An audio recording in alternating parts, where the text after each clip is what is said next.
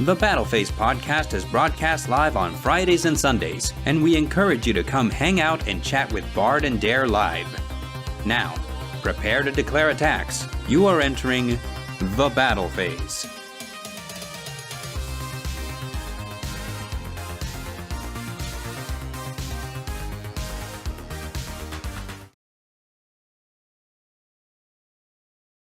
Hello everyone, you have entered the Battle Phase. It is I, the Midnight Bard, your favorite bard, and I'm too sexy for my shirt. Too sexy for my shirt, so sexy it hurts. Shot through the heart and you're to blame. You give love a bad name, Derringer. How do you spell armadillo? He takes a whiskey drink, he takes a vodka drink, he takes a lager drink, he takes a cider drink. He sings the songs that remind him of the good times. He sings the song that remind him of the best times. Mordor. This coffee is delicious. Acting on his best behavior. Turn your back on Mother Nature. Everybody wants to rule the world. Wilo. What's up? How you doing? And lastly... Oh, you ruined it. You're supposed to just say something random. Yeah. Not actually supposed to introduce yourself and say hi. Anyway, sweet dreams are made of these, and who is he to disagree? It's Helix. I think I've almost found the switch. Yeah, and on top of... There we go. and do Wilo again. Do Wilo again. Give him a second chance. Oh, gosh. I don't even remember which one was his. It was down with the sickness from Disturb, I believe. Okay. Let's see. Drowning something in a sea of longing. Something I feel. I think it's the lyrics. I don't remember the lyrics to Down with the Sickness. I think it's like something like looking at my own reflection when suddenly it changes. Violently it changes. Yeah, that's all I got. Helix. Or, no, fuck. Wilo. Now you have to do it again. Now we have to do a different song. What different songs do we like? Crap. He's a phantom of flesh and fantasy. A machine with a soul in agony. Is there anything left to save of he? Wilo. What? What song is that? I don't know that song. Moonlight Rendezvous by Beast in Black. Never heard that song. Good song. I thought it was I Am Machine by fucking 3 Days Grace or whatever. I am a machine, I always sing, I got my eyes wide open. I think that's how it goes. If we're talking about close enough. Yeah, close enough, but if we're talking about 3 Days Grace, I mean, one of my favorites is I Hate Everything About You. So well, I know you hate everything about me. You won't stop telling me, no matter how kind I beg you to be. Welcome, guys, to the Battle Phase podcast. This is the Damage Step, the Sunday episode where we decide to just pick a topic and argue about it. And if you thought that the argument that we had on Friday's episode about what makes a card game good is anything to go by, this one's going to get heated. You're still objectively wrong. You know, I'm willing to accept that I am objectively wrong, Dare. And here's my objectively wrong, I just mean you're flat out wrong. Okay, but here's my proposal. I say that we quit all card games altogether that we presently play and pick a superior card game like, I don't know, One Piece the TCG. It is a fantastic mix of elements from both EDH and Digimon the trading card game. It actually is kind of a weird amalgamation of both because whenever you play One Piece, you pick a captain and the rest of your deck has to be based off of that captain's color identity. And then after that, there is such a thing as a resource system. But what I like about the One Piece TCG is that instead of having to draw your resources out of your deck, there is a side deck, much like Yu-Gi-Oh! And every turn, you just draw a card from your side deck and it acts as your resource. So, kind of a cool thing. Hey, if we're doing card games, we should just all play Texas Hold'em. No. I'm pouring Legos out around your chair, so hopefully when you stand up and you're not wearing shoes, you'll feel my wrath. I know, You guys. just Have you step on seen the have you seen the Legos. prize money for Texas Hold'em? That tournament scene is big. Gotta be good at reading people to do stuff like that. Right. So with all of this said, talking about different power levels of card games, what we're doing today is we're discussing different power systems in anime. Anime, as we know, has a whole bunch of different power sets and abilities. Some of them are great. Other ones we call ReZero. So uh, today, I have compiled a list. Basically, what I did is I looked up the most powerful or the most interesting power systems in all of anime, and I compiled them into a list. I excluded things that were kind of like, like very generic. So, for example, magical girl transformations you won't see in here. You won't see martial arts because, it's martial arts. You won't see like generic magic unless it has a very interesting like set of rules. And other things that I kind of figured probably not is just like enchanted weapons like legendary swords and stuff like that, unless they themselves had interesting ways of working. With this said, basically the way that I want this to happen is you're not allowed to just say that something just doesn't vibe with you. You gotta tell us actively what you dislike about it if you're gonna say that you don't like it or that you're not feeling it. And if you do go to bat for something, tell us why. In excruciating detail, no matter how much Wilo begs you to stop. Oh, yeah.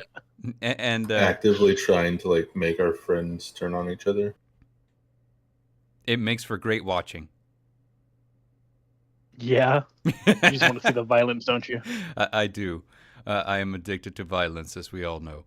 But so that being said, yeah, like before we get started, you guys got any favorites? I don't know. I tend to always prefer the hard kind of, to use the Brandon Sanderson stuff. I prefer hard magic systems and hard power systems where like, okay, there are clear rules and restrictions that you then have to work around. And yeah, there's always going to be some kind of Oh, Deus Ex BS at some point, but I like something that is solid and understandable. Brandon Sanderson, good old Brandy Sandy. We will be talking about the boy today. And we will discuss in more detail what old Brandy Sandy has done for the world of writing in general. And I guess before we jump onto our first one, please remember to like, sub, and share if you guys think that somebody would find it interesting to watch these friends just argue back and forth over things that objectively probably do not matter. And yes, so first things first, right out of the gate with Brandy Sandy, alchemy from Full Metal Alchemist has got to be one of the hardest magic systems in anime. It's basically chemistry. And as such, we've already determined the top item on the list. This is the best. Is it though? I mean, I like it because you can basically go with like you can, as long as you have one thing, you can turn it into another thing. But it's also equivalent exchange. So, like, as long as you have enough of one, you have the other. I know everything I like about hard magic systems is kind of baked into alchemy to some extent because it's predictable. And when someone does something, you don't need the character to explain how they did what they did. Generally, it's if you're looking at what they're doing, like, oh, they just turned this into that, or they caused this chemical reaction, or they did something. So everything that happens in the series, It's like based on the bar laws certain of things, physics. it's based partially on the laws of physics and chemistry, but within their magic system and Mhm. independent of characters in the show telling you what's going on, you can understand what's happening. Mhm. One thing that I kind of want to like bring up is that I keep hearing the equivalent exchange get thrown around, but because they kind of like throw it around all willy nilly, I'm very. It's very hard not to notice that a lot of the times, like they'll say, yeah, this is like, I traded this for that, and in my head, I'm just kind of like questioning, is like, is that the right amount though? Because like one scene that sticks in my mind is one time Edward, just using alchemy, makes a spear out of the materials that are in the ground beneath him, right? But So I'm like, think of it like this: he's changing concrete to metal. It takes more material of the concrete to fuse into the metal, so it takes more of one to create less of another. exactly, no, but that's what I'm getting at. The amount of concrete that he took couldn't possibly equate to like to the what do you call it, the spear that he made. So what I'm trying to get at here is that yes, it's a hard magic system. Yes, it's kind of just like very solid. You can't argue with a lot. The one thing that gets me about it is that the show can and the manga can get kind of hand wavy with like with the equivalents where they're like, yeah, that's Yeah. about right. All right, I am not gonna go and say that they are like fully accurate, like with the measurements and everything. But at the same time, I kind of don't expect an anime to go deep into like, okay, well, how much iron are we gonna be able to get out of this rock? To make this. Yeah. Like, no, they're pulling the iron out of the rock. That's all I need to know. They eyeball it. They do enough that it shows that if they're using a lesser material to make a stronger material, they still need more. So at least they're showing that, not necessarily like just straight on measurements, but I still think it's a pretty good one. Okay, but let's ask this then. Yes, when we're working within the confines of chemistry and whatnot, absolutely. I would say like yes, excellent. But alchemy also kind of works with like little bit of fantasy elements. Like there are some things where I'm like, how? Like for example, chimeras, how? Like, and you'll be like, oh, well, equivalent. With alchemy, we're just kind of fusing two things. I was like, yeah, sure, but like it's weird to me to imagine that we're fusing two living things because I knew we were gonna get to the dog episode because everybody always brings up the dog episode. But Well, it's which is why so many of them fail too, because you have to be able to know what you're fusing to make it work. It's not just a anybody can do it type of thing. It's you have to know what your materials are. You have to have the correct ingredients. You have to have the correct knowledge to fuse it correctly. the materials listed on the Alexandrina card say one little girl, one dog, plus a fusion spell. I don't I feel like know. there's more to it than that, though. Yeah, I feel like there's a lot more to it than that. It's kind of the thing. I mean, hey, worth pointing out that the guy did a little bit of trial and error before he got the dog girl to work. Like he definitely tried on his wife and before that, and probably some other things before that. So it was Well, a the first one process. was his wife, so like he definitely did it before, and it took him some time to get to it. And only reason he used his daughter and the dog was because he was getting forced to because of the government. The government was wanting, hey, where's your new results? You don't have any. I'm You're gonna gonna lose put your forced funding. I'm gonna put forced in quotation marks. Yeah, like he said. Well, my funding's gone. Darn. Yeah, he could have said They that. didn't say, hey, the government didn't come up to say and like, hey, why don't you use your dog and daughter? You have materials right there. It's like, no, it's like, hey, your funding's gone. Yeah. Well, I guess I can find another career path. Like like what's it called? Anytime that a job goes like, hey, we're looking at potential candidates, you don't murder the candidates just to keep your job. You know what I'm saying? That's true. So yeah, that's Shao Tucker in a nutshell. But there are other fantasy things that happen with alchemy, a lot of which I can't remember. Shadows, the homunculi. The Shadows. homunculi are weird. Gas. There was Mustang was able to change the properties of gas to make it explosive. Yeah. I mean, okay, everything's gonna have some fantasy elements. I'm not saying it's like 100%. No, this is now a science. Like there is definitely fantasy elements, like because a lot of that other stuff, like the homunculi stuff, are made using the philosopher's stones, which are powered by human souls, and that you break the laws of alchemy. But that's kind of like an outlier exception to the overall power system. And even then, it still argues that, hey, we're still using a fuel. We're just using our fuel is now souls. So there's still a fantasy, like soft magic system kind of element to it, but it still works in the overall system. Okay, great. Because like my next question was gonna be like, what is the chemical makeup of a human soul? Explain that to me. Yeah. So I guess we can take this moment to introduce our different tiers. Of course, at the top we have the moist critical. Woo! We have goated with the sauce. We have at the very middle B. And then after B we have I mean it's all right. And lastly we have the hot dog water. So now that we've covered like what it can do, I guess the next question is how entertaining is it to watch? I think Alchemy is one of the more entertaining ones. Hot dog water. You think it's hot dog water to watch Alchemy? No, I'm just wanted to please. start something. I've never seen. I was gonna say, Brotherhood, so. like, I was like, wait a minute. That's why I let's haven't dig said it up. anything. I've not seen Full Metal Alchemist. Yeah, I've never seen either one, that and Brotherhood. So it's like I really don't want to say it's terrible and say it's great because I really Would fully rather have reserve never seen judgment. it. Yeah, so Yeah. it's No. not fair for me to argue with it when I haven't seen it. Yeah. Nah. I will say, Brotherhood is worth a watch. Agreed. But Well, yeah, I heard Brotherhood is really good, so it's like, yeah, I mean, if I ever have the time, I'll watch it for sure. but It- I it think this was- is going to help.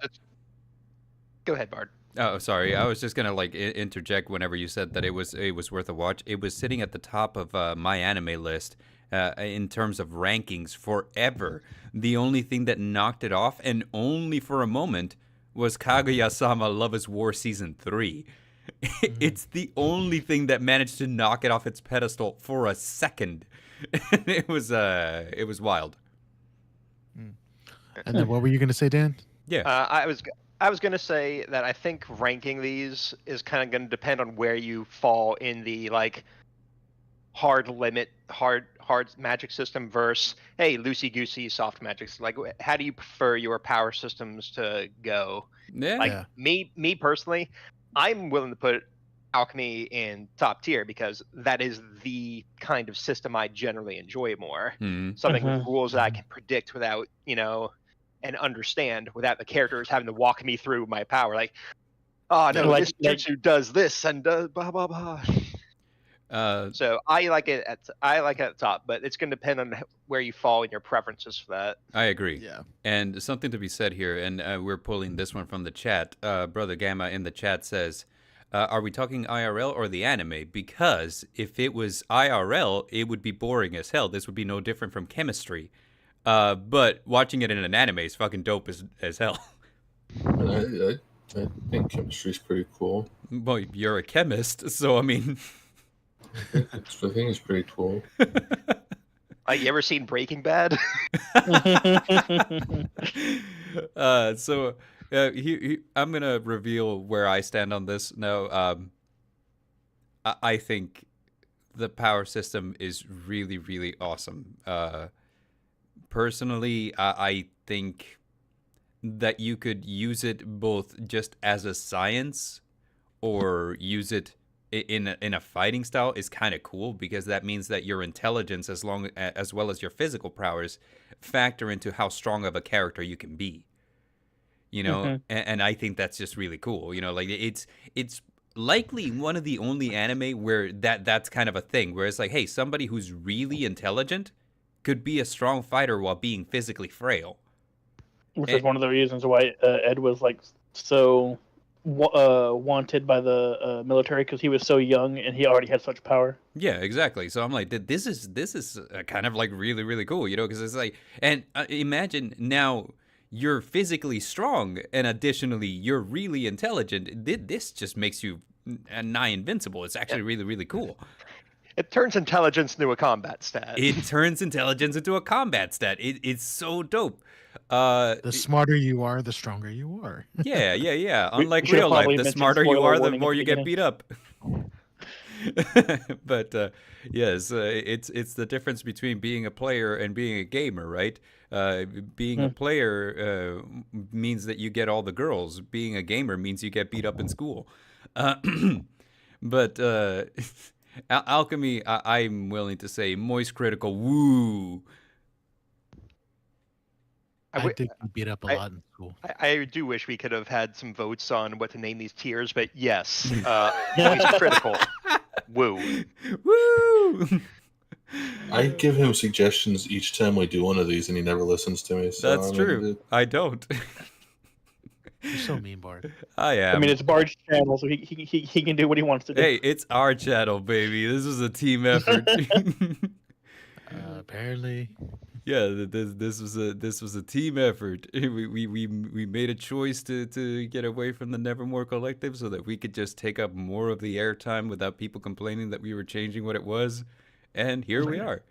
Because I was like, I hey, don't think anyone was complaining. I just think that like I would have felt we bad. decided. Yeah, I I would've- think it was like a mutual thing between me and you. It was like this is supposed to be like a horror channel, and we're Yeah. not. We're not doing horror. anything like horror. Arguably, we're the opposite. So yeah, like we just kind of made that decision, and then like we grabbed friends and we dragged them with us, kicking and screaming because like if we're leaving, we're taking you with us. But that said, I'm cool with Moist Critical Woo. Anyone else got anything to say? Nope. I'm fine with it. Okay. I will say both Dare and Wailu should definitely take some time when they have some time off and some sort of just put I'm in a still couple trying to episodes. finish One Piece, man. So Why bear are you with me. doing? Never mind. I'm not going to So- get into that. Hey, Here's the question we with can One get Piece, into though. that, dog. We can. Why watch One Piece when you can watch One Piece and it halves how much episodes you're watching? Well, Mhm. because What? there's a thing called One Piece. It's kind of like a fan project put together where they basically cut out all the filler. So when you watch One Piece, it dramatically cuts the amount of stuff you need to watch. It's insane. Oh yeah, I do that on my own. Mhm. Anyways, Yeah, just skip the when intro, I know right? it's a filler. I skip the intro. Skip the intro and the recap. You already saved yourself 12 minutes.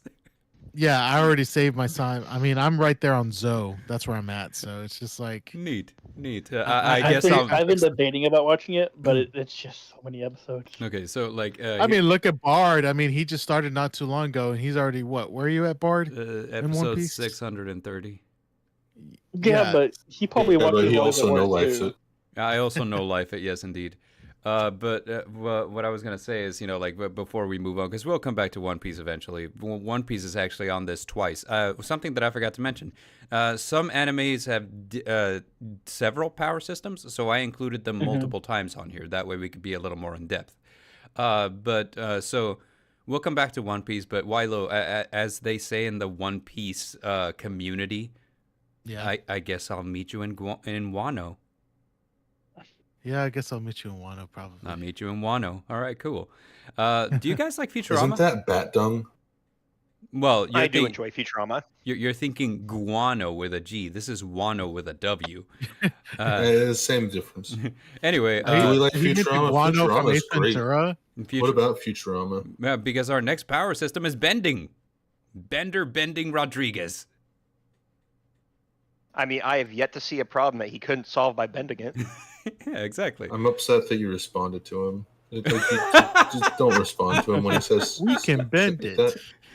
that. Now, there is the one other power that's better than bending, in that which is clamps. Bada bing, bada clamp. If you guys haven't seen the new season of Futurama, I highly recommended it. I highly recommend it. I need to go watch it. Yeah, it's so good. But yeah, so bending from Avatar: The Last Airbender from the Atla universe. It's a B. I say B. Why do you say B? I heavily disagree, but go ahead. I also I hardly mean- disagree, but go off. Like you're allowed to be wrong. I'm gonna agree with B tier. Okay, both Yeah, of you I are don't know. allowed to be wrong. So How is that? How is it wrong? I mean, like the reason why is because I feel like there's other systems that can totally beat that hands down. Oh yeah, I can control fire. I can control water. Yeah. So Ooh. the thing about that is we're talking in universe. So assuming that Yeah, nothing what to else of say. this exists, assuming that bending is Oh, the only thing. That's Yeah. So that's what you mean. It's not comparing to other ones. No. No, We're not no, comparing it to no. others. You're just Oh, because I comparing was it about to say. I mean, if we're gonna get to that, can't wait to get to DVZ. But like, okay, whatever. I say probably goated with sauce. goated with the sauce. Yeah, I guess like Yeah, I'm still gonna say B tier. Because to be honest, like, yeah, if I was in that universe, I definitely would want to be able to bend for Yeah. sure. Yeah, I am probably also going to say goated with the sauce as well. And there's like one particular reason I'm not putting it in like Woo! moist critical. Because you have to but be physically fit. Actually not No, that. But no, you I'll let don't. everyone I'll let everyone say their Mm. piece before I say what my one issue with it is. Okay. My issue is that it has the potential to be extremely broken if you know how to use it, but Yeah. they don't use it the way that like they did, like, for a very brief moment, the fact that Toph could bend metal because metal is just refined earth. They did I don't think Katara, The smarter I think it you are was with it, Korra. the more. They did blood bending because your blood is you're 75% water. Not to mention sand bending. And then air bending, you could just take oxygen out of people's lungs and kill them. Like you're aware that all of these things happen in the Yes, I said that. I said they just barely used it. I thought you were making them up as you went, and I was like, "Dare, all of these things happened." Well, that's why I said Katara used blood bending and Toph bent metal. Right. But they like did it like 2 or 3 times and then never touched on it again. It's just like, well, whenever it goes you to can Legend of throw Korra, rock. it changed. Well, no, we don't. That's like, Dragon Ball Z GT. We don't talk about Korra. Yeah, we don't talk about Korra. Like, if we're gonna talk about Korra, we're gonna just ignore Dragon Ball Z and talk about GT. Basically, yeah, I like 2 out of 4. I like 2 out of 4 seasons of Korra. That's 2 out of 4. That's a 50. That's a failing grade. I mean, I agree. I didn't say it was ideal, but it was a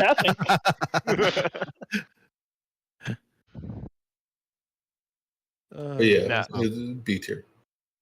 If they used it in like the OP brokenness that it could have been, sure, but they didn't. They made it seem stupid because me throw rock at boulder. I liked it because they were all even as long as you were smart enough to know what you were doing. The smarter somebody was in combat, and not necessarily the stronger they were, but if you knew what you were doing and you knew how to bend the elements to what you needed it to do to accomplish, then you can beat somebody even if, like, say, you were a firebender against a waterbender. Well, like the firebenders cheated because they're like ace in the hole, which they used quite frequently was lightning. Okay, so and that's not fire. That's plasma. When it comes to fighting, though, and even if you're wanting to take over another country, if you were smart enough to know what you were doing to bend the terms of combat to your advantage, then why wouldn't you? That's what waterbenders do. They'd rather fight near water than in the middle of the earth. Arguably, the waterbenders would be the strongest in the universe because they could just use guerrilla warfare, sneak up on someone, and take all the water out of their body, killing them instantly. Stealth kill. Which is entirely a thing that can happen. Which would be like the airbenders could do the same thing. In fact, I think they had said the leader of the temple that Aang was at, that was a supreme pacifist, Gyatso, was even able to do that. Yeah, him, Gyatso. Yeah, he was actually doing that to the soldiers, killing them that way because it was easier to kill them that way because they were so outnumbered. Yeah, imagine like Monkey Gyatso being like just this hardcore pacifist, and then the first thing Aang sees when he goes back to the temple is just his corpse surrounded by countless firebender corpses. Yeah, because Gyatso was like, hey, just there's a difference between being peaceful and being weak. Exactly. Yeah. So, that was good. I think the reason because they obviously knew those things could be done with all the various elements because they kind of touched on it as possible. Like Hama, when she was teaching Katara bloodbending, like, oh yeah, watch me kill all these flowers by sucking the water out of them. Like now, let's move that to people, but they wanted to keep it more of a martial arts show. So they wanted to keep kind of that martial arts influence. So it was more about like, hey, all right, what's your skill with it? My issue with bending was always that it was so inconsistent. Okay, you have like your regular earthbenders, and maybe they have the same kind of technique as someone else. They're like good technique too. But then you have this Toph who randomly is able to hold up an entire temple, like Wan Shitong's library. She's like physically just holding up this whole thing. I'm like, the power of you have to remember that she can see the entire thing, though. Yeah, that's great that she could see it. The point is, like, plenty of other Earthbenders can see it too, and I guarantee you, none of them other than Toph were going to be able to do that, because it's like there's no. They don't really explain, like, why is it that some person, okay, like a regular fiber, here's a minor fireball punch, versus someone else, here's a torrent, like, wall of flame or something like that. And it's like, no, it's like, yes, they try to explain, like, hey, it's technique that's going to do this, but they kind of just let people do whatever they want in terms like, hey, you're a named character, your stuff is way bigger and better.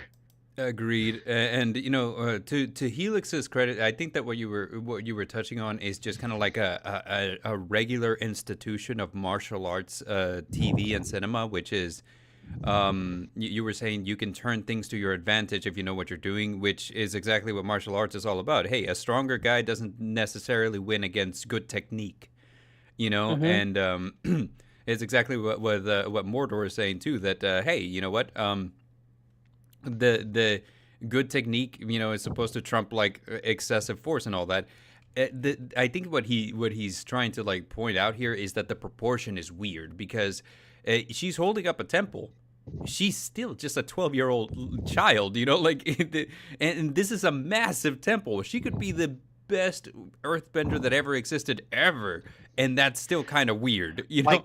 Like Toph holding up that temple should have been like an Avatar state feat. Agreed, because then, you know, it's not just technique, but also like the wisdom of generations. Power. Yeah, and yeah, it's like spirit power. It's like things like that. Like, okay, I get it. Firebenders are stronger because of Comet. Super Comet powers. How does it work? Who knows? Doesn't matter. It's like magnets. Fine, we'll go with it. Sure, magnets. Yeah. How do they work? Okay, waterbenders. Moon power up. Great. Cool. I get it. That actually makes sense. Okay, why can like some earthbenders barely lift large rocks versus someone who's clearly not using a technique? She is in a stance and just like powerlifting. Yeah, like she's deadlift. Toph is deadlifting an entire fucking temple. Yeah. She's actually in deadlift stance. Deadlift. Yeah, so so I feel like this kind of goes back to like the thing that I said about Full Metal Alchemist, is that there are little elements of it where it's like they're kind of hand wavy with it, and I think that's a good example of it. Yeah, I think there's more elements of it than with Alchemy, and it's more clearly like protagonist centric. Where it's like the protagonists can just do more because they're protagonists. They don't actually kind of really explain it or show it as technique versus just protagonist power boost. So I say go to with Sauce, because it is tying the elements to like a martial art, and there is a very good focus on the martial artness of it. Yeah. But it kind of just, you know, upon closer inspection, and like Dare was saying, like they are kind of definitely hand waving the fact that, hey, you know, these are the logical places this could go, and you're deliberately ignoring it, because I get it. Like, watching a show about a bunch of people with one-hit kill moves is... Another You're thing... just watching One Punch Man. Yeah. Another thing about that, though... started with One Punch Man. Another thing to elaborate on what Dare was saying, too, though, is, you know, so he's pointing out that taken to its logical extreme, bending could just be 100% OP, right? But like when you really think about it, the human condition is really, really frail. I mean, like, if you swing an elbow at somebody and get them just the right way, that's it, lights out. Which is why we don't. I feel like a lot of the reason that vendors just don't do this is because at the end of the day, they're human people. You know, like no human person intrinsically wants to hurt another, you know? So like, but if you're forced to, then you do, because that's why we fight wars. Well, right, but like war situations, right? Don't want to intrinsically hurt people, but they're drafted and they go fight for their country. That's what is happening in Avatar. There's a war going on between the Fire Nation and the other three nations. True, but not in every situation. So like the other two nations. the other two nations, because there was 3. The airbenders are gone. Remember, the airbenders are no more. Well, they are now, and I have issues with that. But okay, there's a airbender. So as long as there's a airbender, then there's well, they came back at the end of Korra because this. We don't watch Korra. We're not talking about Korra. Writes itself. Dragon Ball GT. Yeah, okay, but so what are we feeling about the bending styles in terms of ranking? What do you guys think? Go to with sauce. Go to with sauce. Go to with the sauce. That's 2 for go to with the sauce. I agree. Okay, 3 for go to with the sauce. That's 3 out of 5. I didn't think, but yeah, go to with the sauce works for me. I mean, what were you gonna say? I didn't stop to think about it, so I actually didn't have an answer. But we had 3 out of 5, so I was like, hey, you know what? Good enough for me. So next up, do you guys like do you have a problem with like air pollution? Like, I mean, yeah, like like when you step outside, do you cough? Like, is it bad where you are? All of these are going to be puns. Yeah, because the next power system. All of them into puns. The next power system is breathing from Demon Slayer. I didn't watch Demon Slayer, so I was there. Okay, so yep, not watched it. You guys have seen clips of Demon Slayer, right? Like you've seen like swinging I've seen swords. More pictures than I've seen clips. Right. So you've seen like the pictures of people swinging their swords and magic fire and magic lightning and water and stuff kind of comes out of the swords. Yeah. Here is why this one to me is hot dog water, because all of that is done for aesthetics. Like there is no such thing as a sword that creates fire. It's actually all martial arts. And the reason that they add fire to it is so that it's for the viewer experience. I found this out that the author was like, oh yeah, no. The fire isn't real. It's just, it's this fire style. So I drew in the fire. But it's just visual eye candy. It's visual eye candy. Like, so whenever they're doing I like that. I like that term. I like that. Yeah, so when they're doing these techniques, these things don't exist. He's literally just swinging his sword in a different way. Wow, and yet it's like still very popular in a way. Well, the thing about it, Demon Slayer is that it's good. Is it the best manga ever? I mean, well, it outsold One Piece once. So really? Like, yeah, so it is good. Like if you read it, you will enjoy it. But again, One Piece kind of took over immediately afterwards because Demon Slayer was like, and I beat One Piece, and time to conclude the series. So that's all it was. And COVID had a lot to do with it, I kind of feel, but we'll discuss that later. But yeah, so like breathing styles is nothing more than just different martial arts. It's not like Avatar: The Last Airbender that when you do a martial art, you summon an element. It's just this is a different martial art, and you're doing it. Yeah, that's crazy. Mm-hmm. Yeah. All right. Well, okay. So 2 things. Well, first of all, Pimp Demon actually mentioned that someone calculated the force of Toph holding up that temple. Really? To like over a million tons of force. So yeah, I call BS.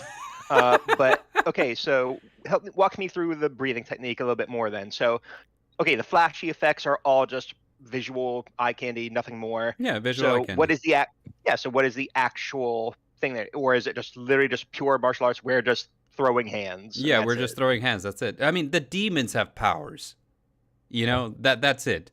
But the thing about the demons is that unlike most other shows where it's like, oh, like an evil force can only be destroyed with like with a special magic or anything like that. These demons are very capable of being killed with enough hits. So like if you decapitate them, they die. If you like just expose them to sunlight, they die. Enough physical trauma will kill them. So like it's kind of that. So that's kind of what's going on with like Demon Slayer. So the different sword techniques, kind of really just like fancy ways of saying is like, hey, I learned my sword style from a different school, kind of, sort of. So like, the techniques are different. Like, so for example, like the fire style is really aggressive, but the water style is really defensive, and the thunder style is really fast. So it's really all it is. Oh well, then yeah, I'm gonna go ahead and agree with you for hot dog water. Yeah, dude. Like so. I would say the same. Yeah. Whenever I thought that it was magic, it was so much better. Whenever it got revealed to me that it's all that fire and lightning, it's for the viewer's pleasure. I was like, oh, I hate this. I was like, come on, man, that ruins it. What are you doing? So yeah, so breathing hot dog water, and I wish that we could make a better argument for it. But the thing is, a lot of you haven't watched it, so you just kind of have to take my word for it.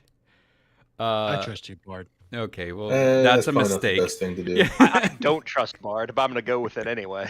It's like, Bard's never let me down, so. Well, that's false, and we both know it.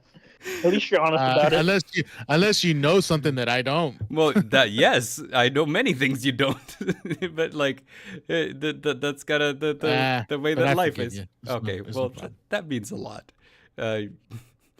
Next up, you guys like yoga? Yeah, but Chakra. Wait, you mean yogurt or yogurt? Yoga. Oh, like yogurt. Something. I like yogurt, chakra. yeah, but not yoga. Yeah, something chakra. Exactly. Dare knows what we were talking about. It's time for, because I don't know if you do, but I believe it. You can't give him the satisfaction. You can't even try. Don't give it up, solo dreaming. Don't give it up, no man dreaming. Don't give it up, give it. So. I say. Listen, making puns is my ninja way. Date bayo, Sasuke! Sasuke. I'm done. Thank you. But anyway, what do you guys think about chakra? I'm gonna wait till everyone says it, and then Okay. I'll give mine. I'm gonna also wait till everybody says it. Are we talking about like chakra and jutsu as a whole? Yeah, as a whole. But here's my take on it before we get started. It's derivative. I mean, yeah, a lot of these powers are going to end up being derivative if you try to pull them to where they originated. Well, Yeah. this one is, this is me going off of one thing that I read. So like. This one was inspired by a different power system that the mangaka was exposed to early on before he decided to become a mangaka. Okay, go on. Okay. Yeah. Now, I can't go into it, but we'll get to it. It's on this list. Okay. So, like, I'll talk about it then. All right. My opinion on this, I'm leaning towards, it's all right. Because at first, okay, you have chakra, which is whatever your vague spiritual energy power system, and they establish like, hey, some people have more than others. Some people have like pools, like, hey, this is how much you have, and yeah, maybe through training you could expand how much you have, but you have a finite amount of it, and to use it, well, here are the techniques and things you need to do in order to use it. And very quickly, all of that was dropped for people to do whatever they want. And like, Yes. I feel like if they stuck with it and stuck with, hey, no, I am running out of chakra. Hey, no, I need my hands to be able to do the seals, to be able to do this thing. Instead of like, it's just now whatever. And at the beginning, it's a lot better, but towards the end, I feel it was completely dropped after like the Sasuke retrieval arc. At that point, it no longer mattered. Naruto's power system scales the way Yu-Gi-Oh sets do. Like, after enough time has passed, it is unrecognizable from what it began as. Because, what do you call it? Towards the end, like at the end of the Great Ninja War, like the techniques that I'm seeing, I'm like, okay, well, how much chakra is being expended in this? Because this seems like a lot. And like we're putting out several hundreds of thousands of shadow clones. We're raising the dead. We're summoning Susanos. We're doing this. We're doing that. There's a laser that cut the moon, and like the entire time I'm just like, this has to be more chakra than it's physically possible for a person to possess at one single time. Well, they tried to argue that with like the demons and stuff, but it's still like, even without that, you had people doing crazy stuff. Insane things. Yeah, like the tail beasts. It was okay if just the Jinchurikis were able to do it, but whenever you made it where there was normal people that just had slightly different features, like different eyes or different things like that also had the same amount of chakra, it started to get kind of weird. Like the Uchihas and like Kakashi's a good example. Kakashi's great because they early on in the series, like very early on, I'm talking like Zabuza, like he's like, hey, using his Sharingan takes a lot of chakra out of him. Like he can't use that long or much. Yeah, and Kakashi's an adult. He is like he's done his training, and he hasn't had any kind of. And throughout the series, he never had like a training arc. He never did anything extra. He just later on, oh yeah, no, now I can do this stuff all the time. Now I can do all this stuff, and you know what? I agree. Yeah, it's like what happened? he never had a tailed beast. He never had a training arc. He just went from, oh no, I could use my Sharingan like twice or 3 times or whatever it was, I don't remember, to I'm just gonna warp this stuff to another dimension, and then yeah. And, hardcore fans would probably just argue with the fact that, well, ever since he was a kid, he was skilled and stuff like that. But seriously, I mean, but when he was an adult, he wasn't that skilled. Yeah, and then all of a sudden he got skilled again. Yeah, exactly. I mean, you look at the kids. I mean, even as they got older, they still had training. So it's just like, what? Kakashi's too good for it? Like, it doesn't make any sense. Yeah. So I mean, and I feel like a lot of this ends up being the case that that what's making them stronger is how much fans care. Yeah, exactly. There you go. It's just like, oh, Kakashi's a fan favorite. When they first saw his face, yeah. Oh my god. It's like Kishimoto thought like, okay, hey, we're in part 2. Hey, I wonder if people will like Sakura yet. Here's an arc for Sakura. No one likes Sakura. Oh, no one liked her? Okay, well, that was it. That's all she's getting. Yeah, that's it. No more Sakura. The thing that still drives me up a wall is that there was that one, and I don't remember, it's right at the beginning of Shippuden, where, like, this is the time for you to, like, make Sakura shine. We just had a time skip. She had training that happened off screen. Like, this is your time to make her good. And in her fight, I think it was against Sasori, she's being puppeted by a different person in order to win. Yeah. I was like, well, that didn't give her the buff that she really needed. So yeah. Nope. So it's. I guess, to her credit, she was the first person to defeat an Akatsuki member. Yeah, I mean, I guess for whatever that's worth. I mean, somebody else was driving, but I mean, she was shotgun. So eventually, she was on her own. Okay. I think when she was fighting the 100 puppets, she was on her own. But they were trying to also like not make the Akatsuki seem like jokes. So this ancient puppeteer, like super puppeteer who taught that guy. Is giving her a backup. So it's like, hey, these guys are still threats. Our heroes didn't come out from a off-screen training camp and suddenly they're like beating the bad guys. Right. So I get that, but it's like, no one cared, and that was it. That was her highlight of the series. So in chakra wise, one of the other things that I guess kind of drives me a little bonkers about it is, or this could be a good thing, this could be a bad thing, I'm open for arguments, is that if you can explain it away enough, you could literally do anything with it. Like there is no line. You can, I mean, you summon people from the dead using chakra, you know what I'm saying? So like, damn Kabuto. Yeah, so it's kind of a weird thing to me that it doesn't. The lines on what it can do and can't do are like super blurry, almost non-existent.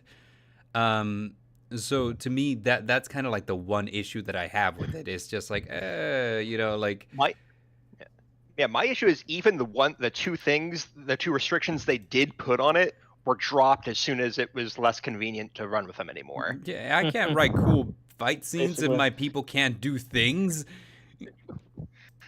So also, since the dead have been brought up, I'm obligated to remind everyone that human experimenters and everything, war criminals, Orochimaru and Kabuto, are just living their best life in the village. In board. Well, I mean, that's like whenever the United States was also recruiting Nazi scientists. Oh yeah. It's Operation Paperclip. It's Operation Paperclip in Ninja Village. Oh wow! It's like, hey, remember that guy who like literally killed our leader, our president, and has been kidnapping like civilians for like live human experimentation? Yeah, no, he's cool. Let's invite his clone son to our training. Well, that was also like what was the Marvel movie whenever they that was the second one when they found out that the scientist had actually uploaded his brain to the computer. Yeah. Arnim Zola, yes. Yeah. Yeah, Arnim Zola, yes. He's with Hydra. Yeah. Operation Paperclip. Yeah. So, here's my opinion on Chakra. You feel free to disagree. Convince me otherwise. B. I'm putting it down at all right because like I said, they dropped everything about it. Okay. Yeah. I would agree with Mordor. It could have been better, but like if they had stuck with it, it would have been so much better. Yeah, if they had stuck with limited chakra pools. You need like the chakra to do the techniques. You can't just like, oh poof, this happened now. Mm-hmm. Like the thing with like everybody had a certain nature of chakra, and you can only use those type of jutsu. But then they changed it. Oh yeah, no, it doesn't matter. You can just change your chakra into anything. Yeah, I thought that whole thing was pretty cool, but then they changed it. I was like, eh. I think that the prime example for what everything that we're saying is. The prime example for why we're all agreeing that this is a bad system is what do you call it? Stick with it. No. Is the shadow clones, for example. The original shadow clone was supposed to be this super advanced, super difficult to learn and master jutsu, and we can explain that Naruto did it because he has demon fox powers, right? But then, like, as the series progresses, literally everybody's making shadow clones. It was supposed to be. The shadow clone was supposed to be. I think, and correct me if someone remembers better, but the shadow clone was originally forbidden because it was like, oh no, it's such a huge chakra drain. Like, no, it costs so much chakra to do this to have a solid clone that can actually fight for you. That it's not to mention every clone that that disappears, it gains experience for the user.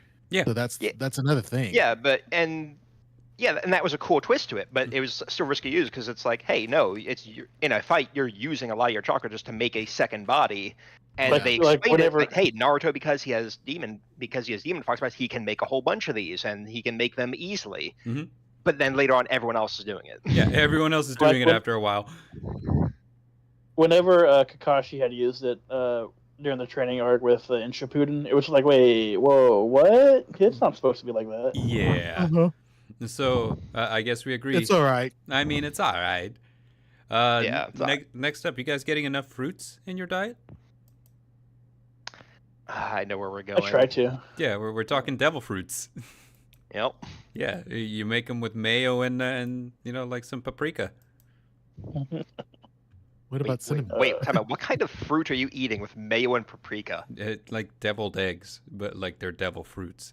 Oh man, I've been craving deviled eggs in forever. You see what I'm saying? It's I get where you went with it, but it's like that was a gross imaginary taste. Dare's so quiet. I think he disconnected after my last one, and he's just like, nope, no more.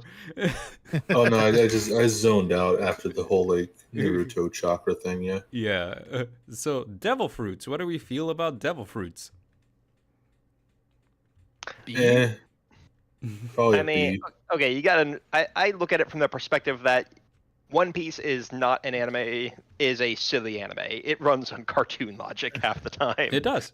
Yeah, I mean, look at Luffy. He's cheated death so many times. Well, the thing about it is, and like I've mentioned this before to some of you here. I don't know if I mentioned to all of you, but the thing about Eiichiro Oda is that he hated the idea that mangaka were being pressured to be serious. So he's like every time like you try to make a manga, they're like, well, you need to be serious. You need to serious it up. There's not enough drama, and he's like, I just wanted to have a fun adventure. So, like he purposefully goes against the grain by being as silly as he can. And yeah, devil fruits kind of fit that mentality because it's like, yeah, some of them do some really cool stuff, but then some of them are just like, hey, and now you're half mole, so you can dig, so like, it's kind of one of those things. You can turn into a giraffe.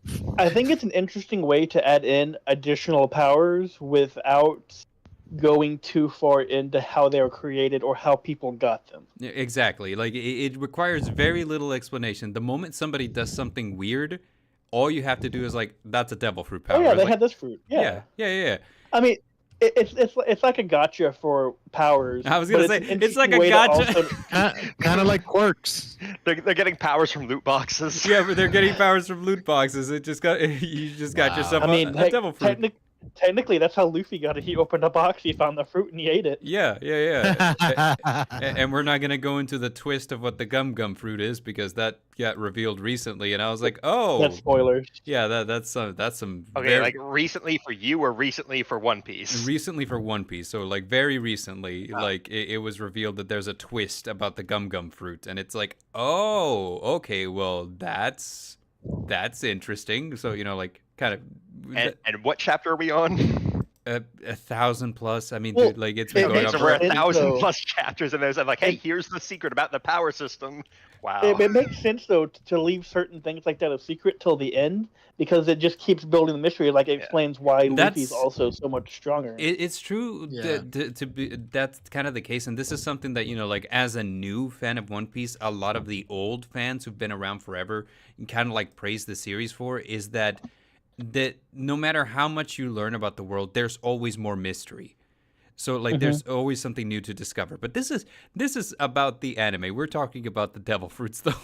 So like there is 3 different classifications of devil fruit. You got the Logia, which turn you into an element, usually a natural element, so sand, fire, ice, whatever. Smoke. Smoke, Captain Smoker. Weird. But I honestly I like his powers the best. He's one of my favorite. Yeah. He's Captain Smoker. Oh yeah. He got turned into such a smoke guy that he just has to smoke 2 cigars at a time for the rest of the series. It's. What do you mean? He's obviously like he had a lollipop the whole time. Yeah, that's right. In the 4Kids dub. Well, in the 4Kids, Sanji had the lollipop. In the 4Kids dub, they just erased the cigars out of Captain Smoker's mouth, so his mouth is just open all the time for some reason. They changed who was the chef? Sanji. Yeah, they changed Sanji's to lollipops. Yeah, that's what he just said. They changed his to lollipops, and Captain Smoker. He wasn't even allowed to be called Captain Smoker, even though his body turns to smoke. They changed his name to Captain Chaser. So. Really? Yeah, so 4Kids is weird, dude. As a matter of fact, and this is just a funny story, a really funny story. Whenever I'm pretty sure it's at the end of Alabasta, we start heading towards Skypiea, right? Which is the island in the sky. And the way that the Straw Hats discover that it's there is because as they're sailing away from their last stop, a ship falls out of the sky. And like it's kind of like a weird cliffhanger episode because like they're like, oh, weird, there's debris falling, and then they look up and it's a complete and total ship about to crash on top of them, right? And it's just kind of like, oh my god, is that a ship? To be continued. Is that the Grim Reaper? That is exactly where the 4Kids dub ended. The 4Kids dub ended as they were about to be crushed by a ship. No to be continued. So that is the worst place to end it. Yeah, so like after that, Funimation took over, and their dub's actually pretty great. But anyway, devil fruits are a gotcha. So the Logia turn you into an element. The Zoan fruits transform you into, kind of give you a werewolf transformation into different animals. And you get that animal senses, like their and skills for whatever that might be worth, like the guy who can fly because he ate like a falcon fruit. And they come in 2 different varieties. You have like the basic bitch Zoan fruits, like like I turned into a dog, I turned into a cat. Or you have the legendary Zoan fruits, like I turn into a phoenix, I turn into a dragon. And lastly, you have the paramecium type, which for example, Luffy is. His body is rubber. Or Robin, she can make different arms. Yeah, arms, legs, eyes, ears, whatever. She can grow body parts anywhere she wants. So like those two are paramecium. The thing here being like the Logia and the Zoan follow a specific set of rules. The paramecium can be anything, like literally anything. There's a guy who grows scissors on his arms, and he can use those scissors to cut through anything. Like a paramecium fruit can do whatever. So as far as the power system goes in devil fruits, is like the sky's the limit. They have a hard weakness, which is the ocean. And not just the ocean, but also like there is kryptonite in the One Piece universe for devil fruit eaters, which is called sea prism stone. If you're near a sea prism stone, your devil fruit powers are turned off. So that's kind of the long and short of what it is. So like there are like little intricate details, like for example, like if you eat a Logia fruit, you basically become immune to regular damage. Nobody can punch you because you're made of an element. Like for example, Captain Smoker, every time Luffy tries to punch him, his body goes right through him because he turns to smoke. And like if you're a Zoan type, you have a human form and you have an animal hybrid form. If you decide to train yourself in your human form, so you start lifting weights, your animal form becomes proportionately stronger. Not proportionally, exponentially stronger. I'm sorry. So like, if you lift weights and before you could lift like, I don't know, like 45, you could like curl a 45 in your base human form, and now you can curl 70. Your Zoan fruit will go from like being able to like curl 100 to like being able to curl like 500. So it's an exponential power spike. And the paramecium, I don't know, like, because it's kind of like these powers are so weird a lot of the time that it's kind of like I can't even tell you what the difference is. Like if they have like a like some kind of like parallels to like, hey, do you get stronger if this happens? Do you get stronger if that happens? Is it like if you just know your power better, do you get stronger? It's hard to say. Yeah, but I learned something today. That's my rant. What do you guys think? No, it makes sense. I get it. Yeah, I think it's fine for what it is, and it works for the series, which is going to be more silly and kind of a little wackiness for it. I'm kind of like wondering, like, okay, because you said like the Logia one turns you into an element, right? But then Luffy's thing like make him rubber, so isn't that kind of the same thing? Well, as like okay, it's a natural element. So rubber, even though we get rubber from trees, it's not so much like this is I'm made of like rubber. It's just like my body has the properties of rubber. So like it can stretch, it can bounce, etc. Yeah, all right. But that's where we are. Where would you guys rank these? I mean, it's sort of a soft. It's a weird soft and hard thing. Is like, hey, you get like one power, but you could do kind of whatever you want with it. Yeah. As long as you can kind of explain it away. So I feel like I would put this as a solid B. It's like, hey, there's elements to it that I like. There's elements that are a little weird for me. Keep in mind, I'm not a One Piece fan. Mm-hmm. Like, I get why it's good. I think it's good because the guy chose to go a different. Oda chose to go a silly, more unique direction with it. Mm-hmm. So compared to everything else, it's like, hey, you're drowning in a sea of like semi-serious shonen BS. Yeah. Oh wait, here this guy runs on cartoon logic. Look at him, he's crazy. So of course, that one's sticking around because it's the only game in town for that kind of style. Right. So it's fresh, it's new. Yeah. I feel like since it's such a gotcha on it, I like middle of the road. That is kind of one thing too. Like like it is a super gotcha. Like if you find a fruit and you eat it, you have no idea what it does until after you've consumed it.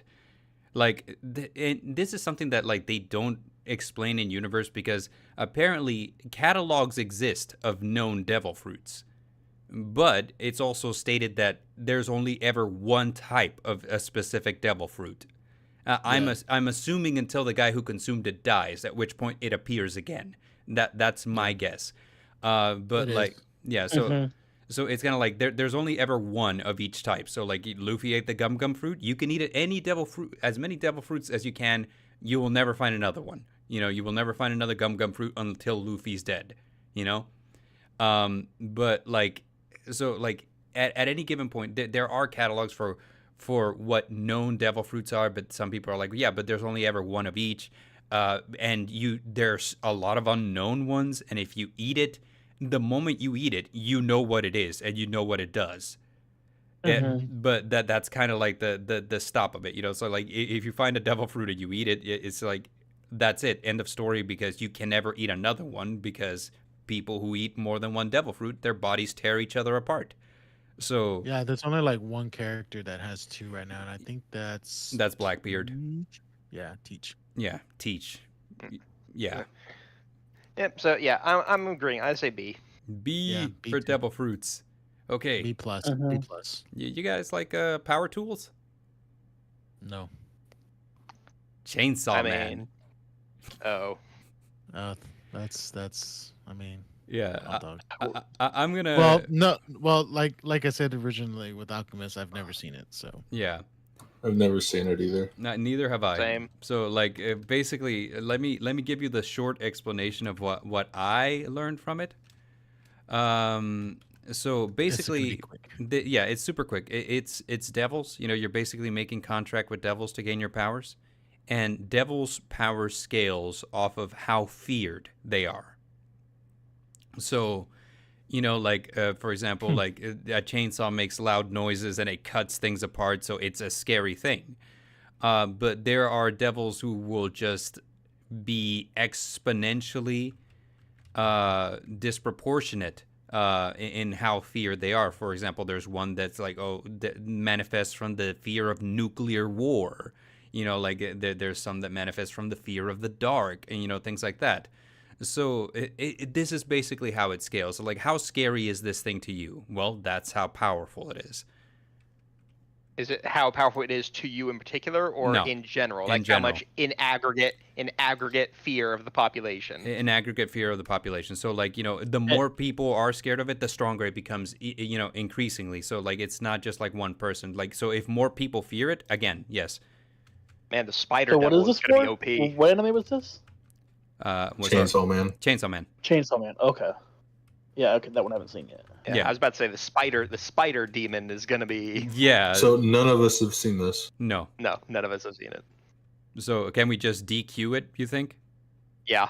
Yeah. All right. No one has seen it. Yeah. No one can make a good argument. No one can make a good argument, because I'm giving you like the short of how I know it. So like, yeah. I mean, I like it as a concept right there. Okay, hey, but at the same time, it's like you can make something ridiculous, like people who have like a irrational phobia. Like, yeah. Is it like also the strength of the fear too? Because like the irrational. Yes. Also yes. Yeah. Yeah. So like irrational phobias are just sort of like, hey, a fear of open spaces. That guy is nuts. So yeah, like irrational phobias, you know, like, and how much you fear it and how many people fear it. All of these things factor into like how strong these demons are. So like the demon that represents the fear of heights would probably be one of the strongest, because that's one of the most common fears. Yeah, so you start to see a lot of phobias just kind of show up as demons, right? So like, yeah, that's kind of the idea. But again, I'm oversimplifying it because I read a wiki and that's where I got my data. So, you know, like chances are, it's all right. Yeah, chances are it's a lot more nuanced than what I'm making it out to be. Out of curiosity, what is main protag's fear base? Chainsaw. Really, that's it? Yeah. Huh. The demon that he makes a contract with is a chainsaw demon. So, you know, his body turns him into a chainsaw monster. So ergo Chainsaw Man. I see. Yes. I feel that's going to be lower. I feel that's going to be kind of far down the fear tier list. It's a machine that makes a lot of noise and can be very harmful if it gets too close to you. You see? Yeah. I mean, so like loud noises. fear of loud noises. Loud noises. Fear of the dark. So we're gonna just DQ Chainsaw Man in that case because none of us have seen it, so that's fair. How about seems fair to us. That time I got reincarnated as a slime? We're referring specifically to Great Sage. I mean, it's all right. Well, you've seen Slime. Okay, I thought it was just Helix I've who'd seen it. I've seen it. I've read the book and I've seen it. Oh, Helix read the book. He's a literate man. When did he learn to read? I actually read more than I do anything else. Who let him read? Card games don't count. Yeah, that's true. Card games don't count. Yes. Most of my entertainment comes from reading. They do give you like excellent like skill in discerning contracts though. Like my time spent learning how to navigate loopholes in Yu-Gi-Oh cards has made me excellent at reading contracts. But that being said, what do you call it? So yeah, what do you guys think of Great Sage? My take is this is OP as hell. Like this is so stupid that it's so OP. Well, once it evolves into Raphael too, like the Angel of Knowledge, like at that point it becomes super OP. Like because there's even a time where he allows the Great Sage to take over his body and fight for him in the most opportune manner. Right, and so to put it to you guys who haven't seen this, which I assume that Mordor hasn't, and I assume Dare hasn't. Nope. Yeah, so I have not. Great Sage, imagine having like Siri, Alexa, what have you, installed in your brain that has constant access to all the knowledge in the universe. And you basically can access that knowledge whenever, and you can tell it what to do so that it's basically Chat GPT installed in the main character. You can tell it, hey, this is the goal that I'm trying to obtain. How do I do it? And then Great Sage would just give you the exact knowledge step by step. Like it'll even break it down for you. Hey, I don't understand this. It'll break it down further. It's an infinite knowledge base in the main character. In fact, spoiler warning, towards the end of season 2, it does something that's totally freaking insane that basically goes against the laws of all other animes, like most of the time. Because returning from the dead isn't something that most can do other than Dragon Ball.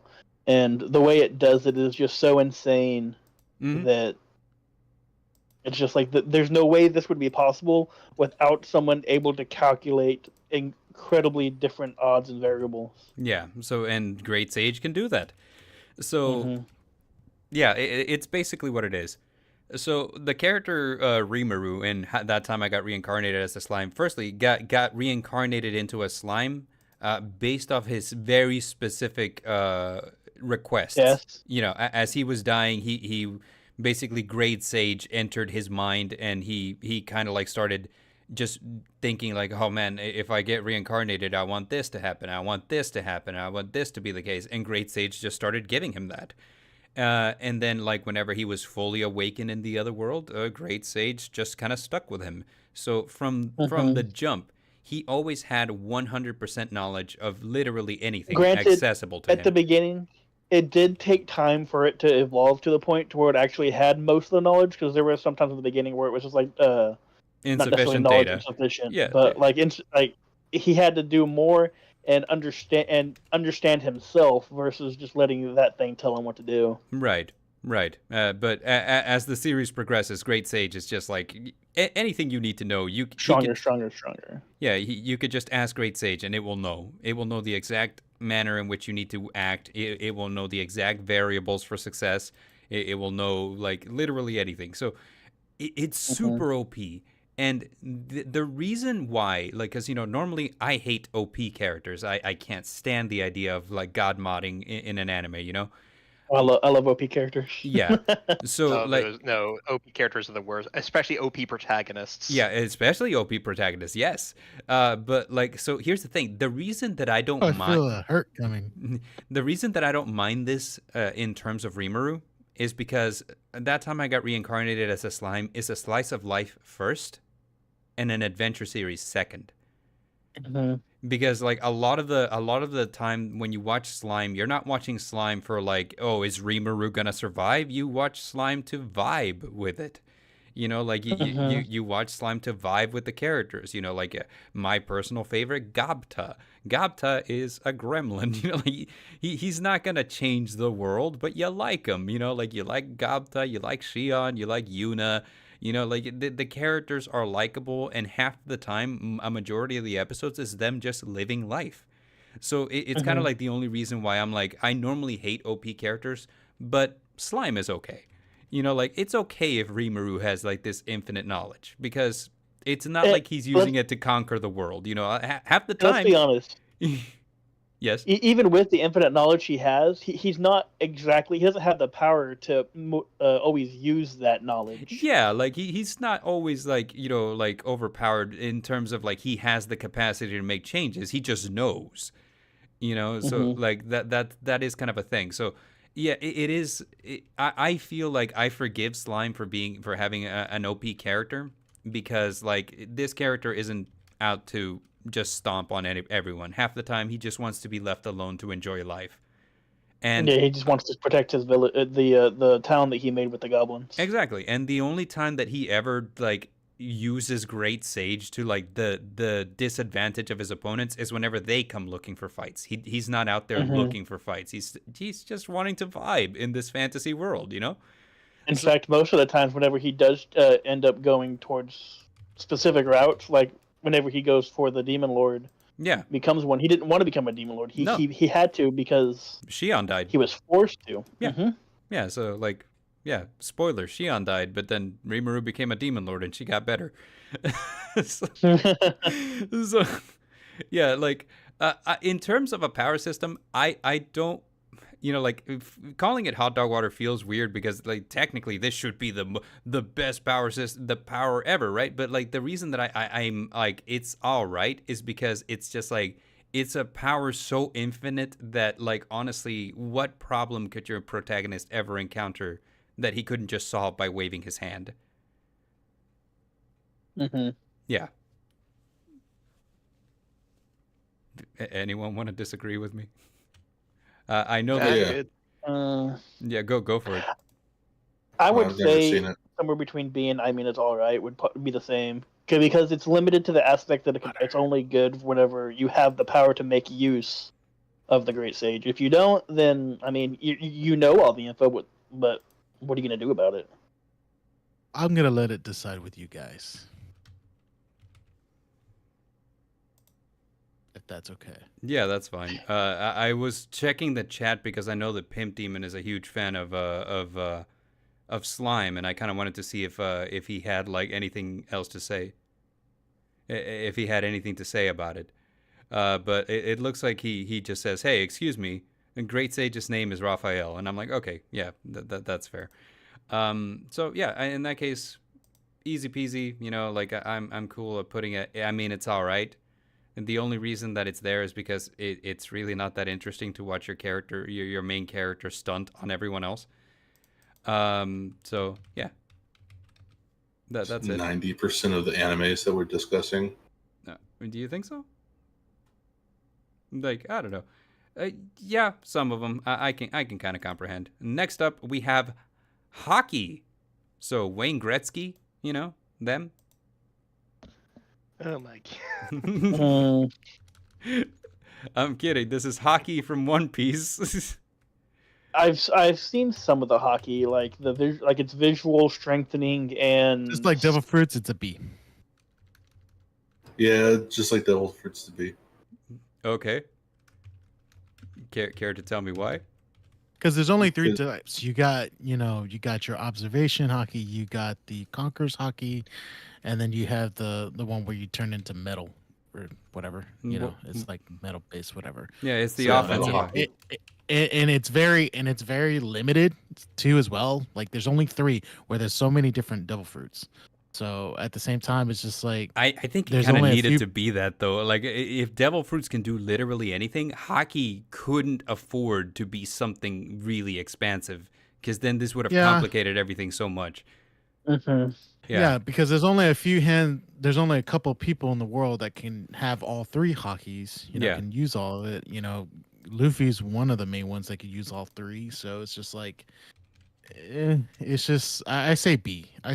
All 3 hockeys, you know, like Little League, ice hockey, roller hockey. Yeah, just like that, Bard. The NHL.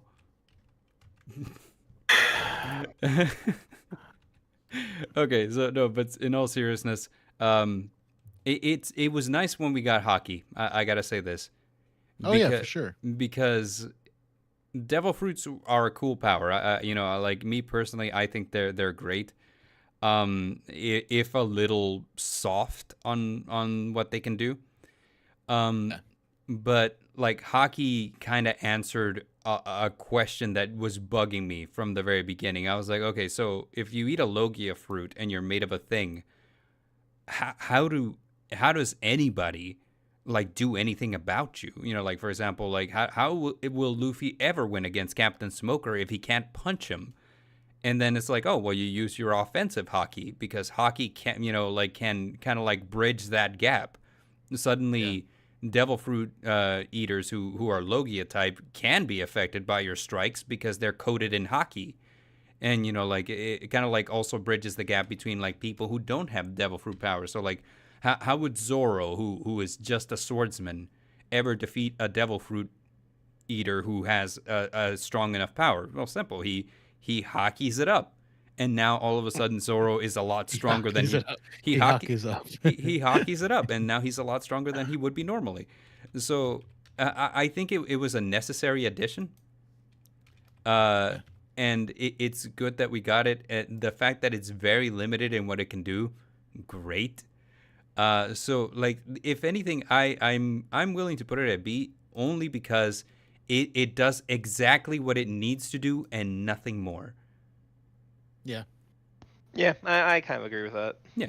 Yeah. So the other one. Yeah. You guys like being tied up in knots because next we're talking about jujutsu. What? Versus. Huh? I haven't seen that one. You haven't seen Jujutsu Kaisen? That one. Yeah. Jujutsu's pretty great. Yeah. So like basically what it is you guys remember we were talking about fear in Chainsaw Man? Jujutsu is like described in the dub as sorcery. But this sorcery has like a very, very primal power where basically it's like very strong, very negative emotions generates this energy. So like it's not just fear, it's anger, it's disgust, it's like anything like that. And you can channel that in yourself because every person has something that just triggers them. You can channel that in yourself to create like what they call cursed techniques. And like help me out here, Helix. Is it a very hard magic system or is it a very soft one where you could just kind of like wave your hand and explain things? I would say it was harder because like you have a certain curse or a certain type of power, and you can only do what that power states. Like not Tojiro, the teleporter guy. Like he's very specific in what he the guy from the other school, I can't remember their names right now. He claps his hands and they teleport.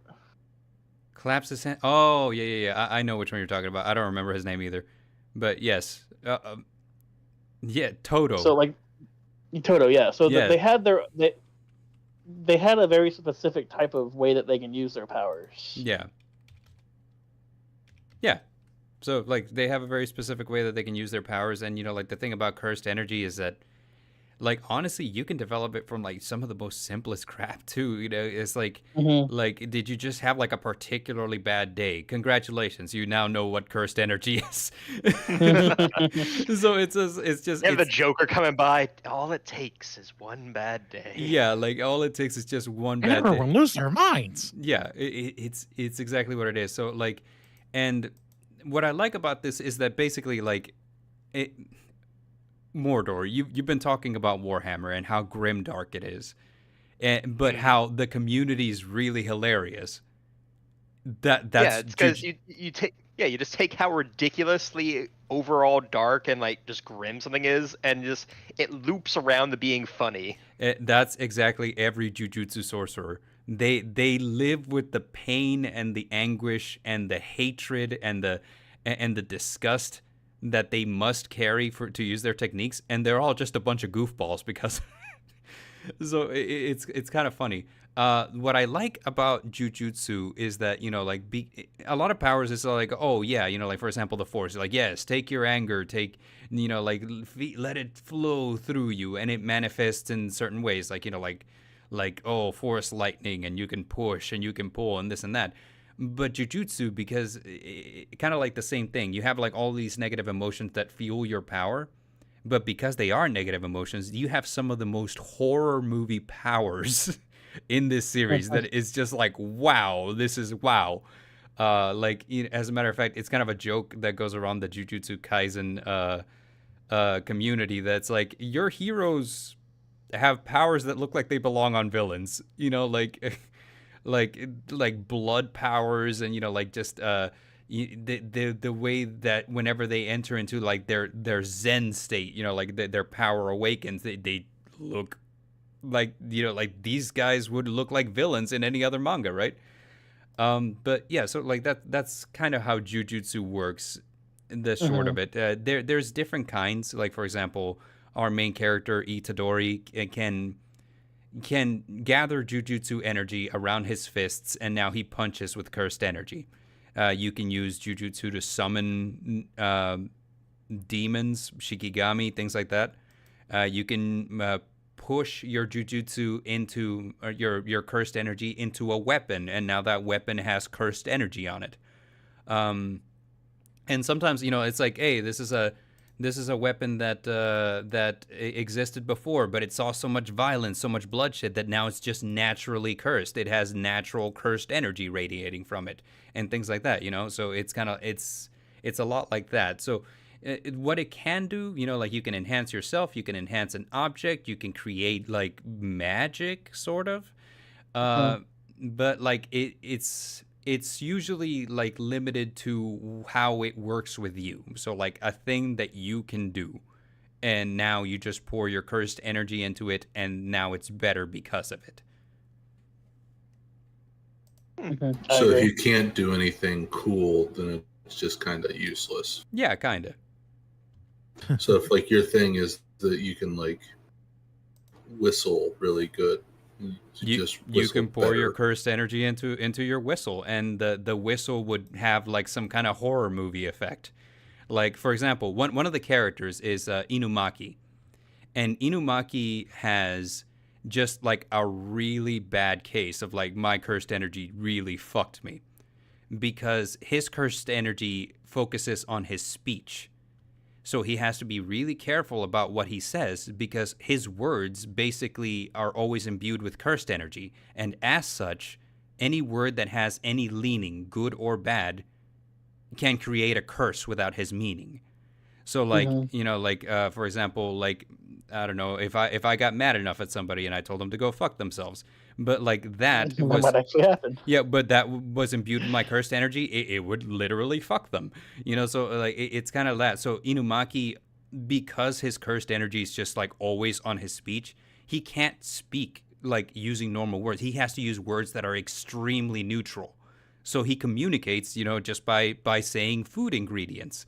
Because he has sushi ingredients, and he has certain ingredients that indicate affirmative, and certain ingredients that indicate negative, and certain ingredients that communicate concern. Because he's like, I can't use words that actually have meaning, because if they have meaning, then they can hurt. But like sushi ingredients, they're just ingredients. Nobody feels strongly about rice or about, like fish flakes or anything like that. Not in any way that would put any particular kind of damage into it. So I've seen some people argue about rice before, like which one's better. Yeah, so like it's kind of a thing. So like, yeah, your curse technique could have a detrimental effect on you depending on how it develops. But yeah, this is basically what it is. You're pouring your negative emotions fuel your cursed energy, and then you can pour your cursed energy into something you do or something you have to make it a cursed weapon or a cursed technique. I would say this probably goes somewhere between B and goated. I wouldn't put it at most at Woo, but I would definitely put it at a higher one. I'm actually okay with A. Like, I'm hearing all the descriptions of it. I'm okay. Well, goated, yeah. Yeah, here's what I was at B at first, but then I forgot to mention one critical thing. And Helix, I can't believe you didn't remind me about this. Domain expansion. Yeah.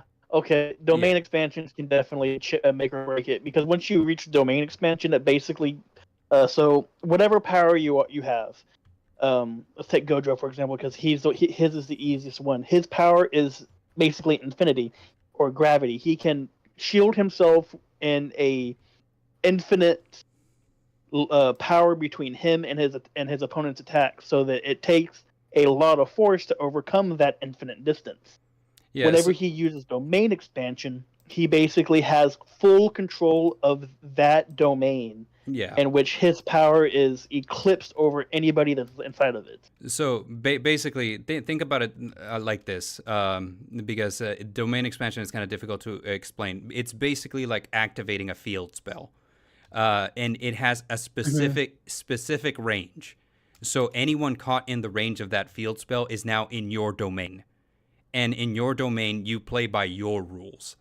So, like Gojo's, for example, like again, his cursed energy is just weird. So, like it basically, he is always coated with a layer of infinite. So, like you can never close the gap. Like if you threw a punch at him, your punch would just never reach. But if you're in his domain, nothing can ever reach him because it's impossible. And one of the guys, and I forget the name of the guy who has the fire power. He's one of the demons that travels with Hanabi. Yeah. I remember who you were talking. I know who you're talking about. But I can't remember his name. I want to say that his name is Fogo, but I'm not sure. But anyway, so like in his domain, the moment he activates domain expansion, if you're caught in it, then you're just inside of an active volcano. Like that's his power. And the most body horror one is Mahito, where Mahito is, his power is he can warp your body any way he wants, because as long as he touches it, if he touches it, he can do whatever he wants. He can mold you like clay basically while you're still alive. And so the thing is, he has to touch you. However, when he activates domain expansion, anytime you're inside of his domain, if you're inside of his domain, it counts as him touching you no matter what you do. So that's basically like, so the cursed energy itself, kind of like, yeah, this is cool.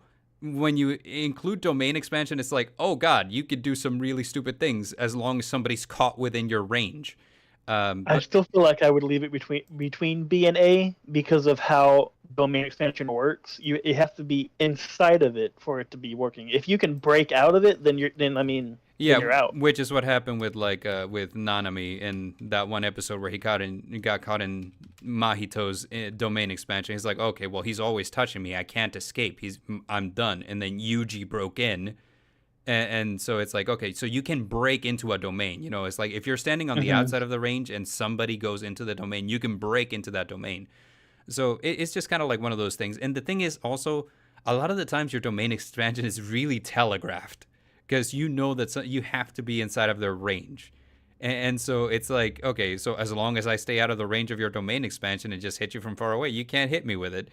And if you're trying to close the distance, you have to set it up so I know when you're gonna try to spring it. So it's kind of one of those things. But yeah, I'm gonna leave it a go-to with the sauce. I feel like that's fair. I feel like somewhere between B and A would be the correct one. Yeah. So yeah, that makes sense to me. You guys like Dragon Balls? Hell yeah! I've been waiting for this. I know you've been waiting for this, which is why I'm about to disappoint you. I guess we're not going to be friends anymore. No, I guess not. This is the power system that is a white girl with a pumpkin spice Starbucks drink. This is the most basic bitch power system in history, dude. I'm sorry. It really is. I'm sorry. Look, Dragon Ball is great. I will never deny that it It's an action manga that just got better and better with age up until you hit Boo, and you know, like then made a great comeback. You know, like we came back with Super. So I mean, it's like, hey, look, it's great. And Akira Toriyama, you know, like very iconic artist, etc., etc. This is a really basic power system, dog.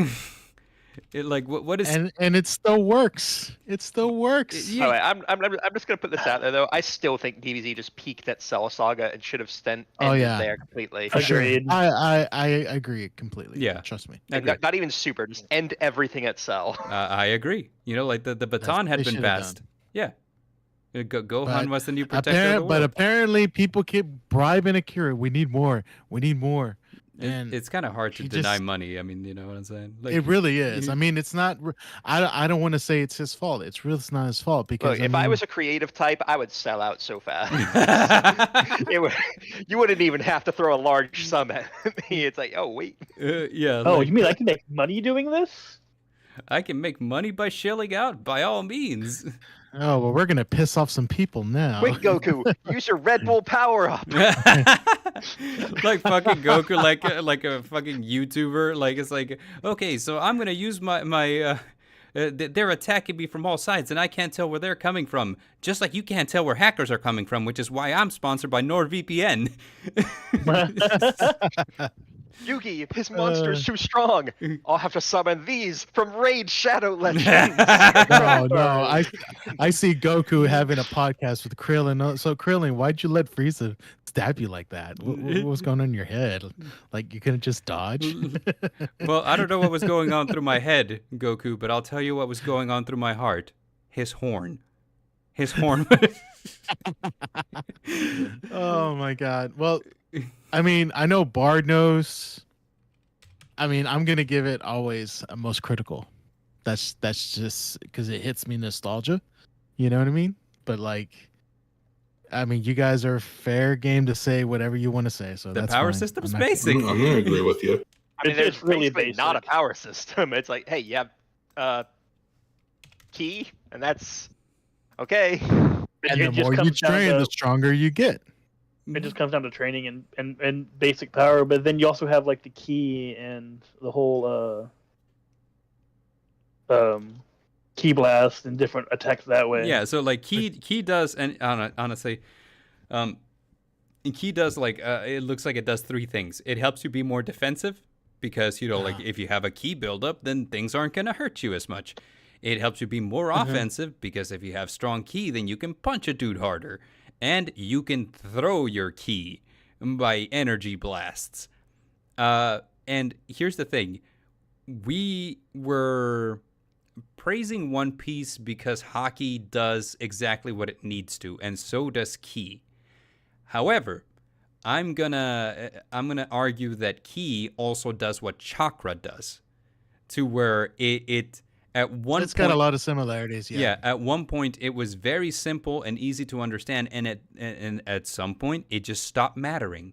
You know, like your character, if he's one of the fan favorite characters, will always achieve everything he needs to. And by fan favorite characters, I mean exactly Goku and maybe Vegeta, depending on the arc. Yeah, no, Vegeta is the punching bag. Vegeta like tries and fails so Goku can succeed. Yeah. Yes. So, you know, like that's kind of like the problem that I have with it. It's like, yes, does it do exactly what it needs to? Absolutely, it does exactly what it needs to. But at one point, does it matter? Not really. Nobody can really do much with it except for Goku, exactly. He's the only one. And so, like, that's kind of like the... And, you know, like, it's fine. It's fine from a storytelling, you know, like, if that's your hero. And, you know, you can't deny that Goku gets his ass kicked a good amount of time. It's not like he's always winning. But he does always bounce back is kind of the thing. And, you know, like when he bounces back, he usually like surpasses his limits like never before, right? Is like with Goku's not one of the style on the enemy protagonists until he just gets a new power up.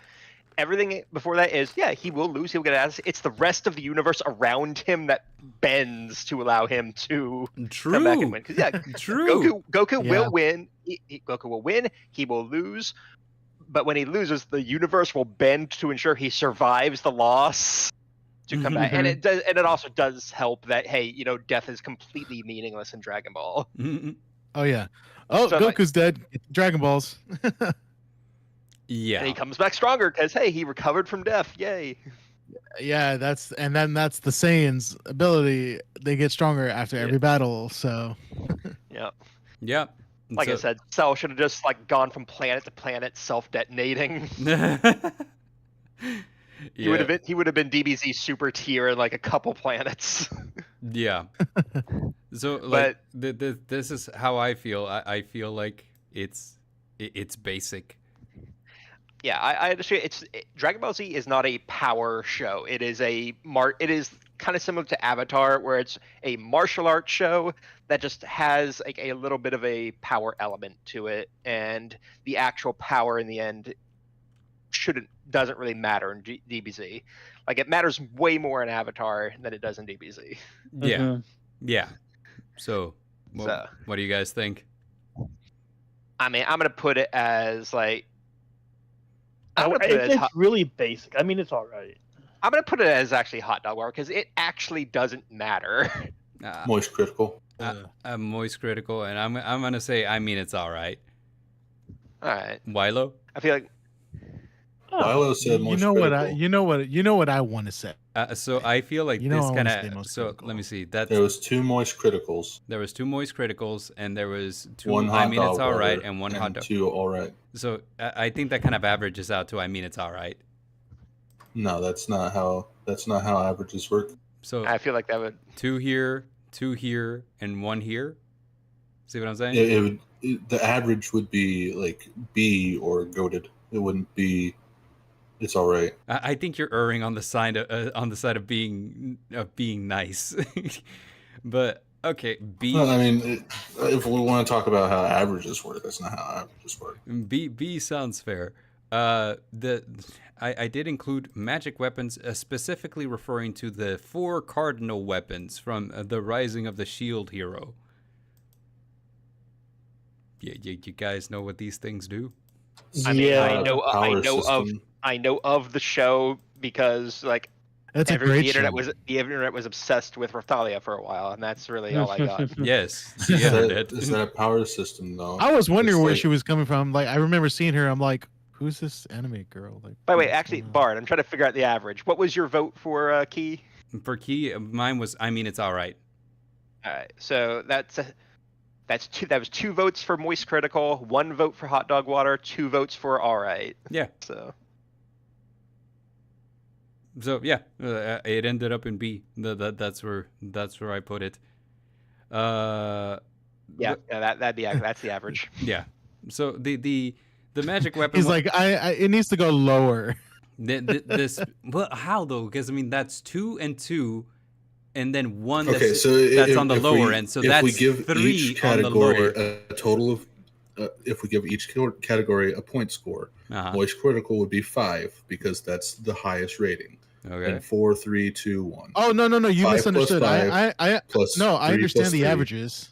No, I'm explaining this to. Yeah, he's explaining it to me. Yeah. So let's see. 5 plus 5 is 10, and then you have 2 plus 2 for the 2. It's all right. 14 plus 1 for the hot dog water. That's 15 divided by 5 is 3.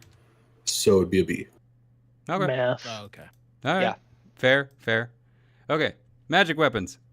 These particular magic weapons do have a power. So the power system regarding these is that only 4 people can have them. And let's see. Additionally, there exists additional weapons that are subservient to them. So certain vassal weapons are naturally affiliated with one of the cardinal weapons, which is one of the main 4. And they basically they're always related to each other. But the power of these weapons is that with experience from the wielder, they will develop new forms. So we see a bunch of different shield types from our titular shield hero, because as he fights and he learns and he gains experience, the shield will reward him with this form does this, or this form can project a spectral shield to a different location, so that way you don't have to be standing there in order to protect. Or this one, it doesn't just create a shield; it creates a body of, or like like a sphere of shields that will encase something, so that way you can prevent it from escaping, et cetera, et cetera, et cetera. So like the more you fight, the more experienced you are, the more you understand, the more each weapon kind of like gives you different things that you can do with it.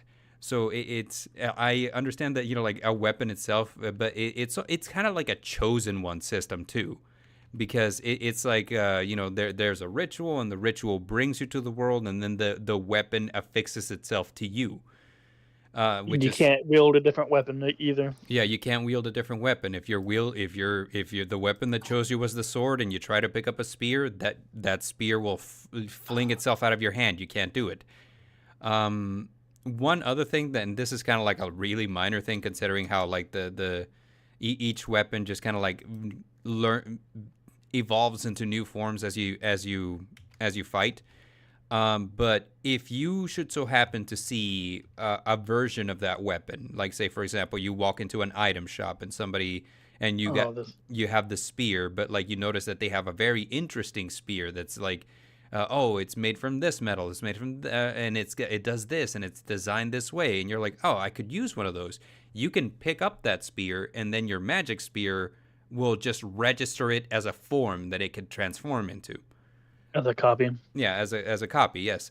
So like if you're the sword guy, and you like katanas, and you ever see a katana up on display, if you pick it up, your sword can suddenly become that, and all kinds of other things. So like some, and different weapons will give you like different things, like, oh well, this weapon gives you resistance to this, or this weapon like gives you like offensive skills. It's almost like editing your loadout in League of Legends. Like the more experience you get, the more you can invest in like different things that your weapon can be, and what it can do, and how strong it can make you. So that is basically how this works. Mm-hmm. Thoughts? I think it just has so many drawbacks, because like, yeah, like the shield hero, his biggest drawback was that he at the beginning he was super weak because he couldn't pick anything up. He had to rely on other people. Yeah. To gain power. Yeah. But he was also disadvantaged because of what happened in the series. Yeah, I mean, like, yeah, there's something to be said about that, sure. Like, but these hoes ain't loyal and all that.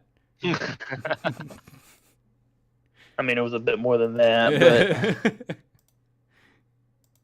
yeah, like he got betrayed once, and he developed a real Andrew Tate mentality. For real. Yeah. But it's understandable with what happened too. Yeah. So I mean, like, that's really basically what it is. It's a magic weapon that can take on different forms. Each form gives you different things that you can do. Mm-hmm. Yeah. It's pretty cool. I would probably list this one about a B, or between B and it's all right. Yeah, I agree. B. B? Yeah, I'm kind of it's all right. Yeah, I'd say B. Like, it's nice, not bad. Okay. Didn't wow me or anything. Mm-hmm.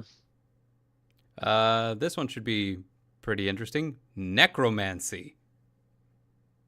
I mean, waste critical. Woo. Raising the dead. You have my sword, and my bow, and my axe, and your brother.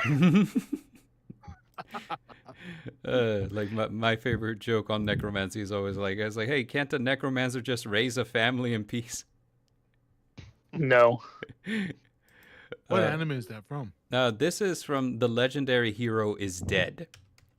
And the way necromancy works in this anime, and it's kind of a weird thing, but like, you are allowed to take a soul from something that's living and put it into something that's dead to raise it again. the body will constantly be in a state of decay unless you can develop your mana to stave off the decay. So okay, yeah, and so he's like a zombie. Yeah, he's basically like a zombie because his mana is so weak. Yes. I don't remember So this one. You don't remember the Legendary Hero is Dead? No. It's new. That might be why. Yeah, that's why. Oh. Yeah. Well, I see someone's like. I'll reserve judgment on this one then. Yeah, I've not seen this either. Not seen it. Okay, great. So in that case, I guess we can DQ it. I've seen it, but like this is another one of those things where you guys are just gonna have to take my word on it. So let's. I mean, I know D&D necromancy. I know traditional necromancy. Traditional necromancy, like before these kids started, like messing with it.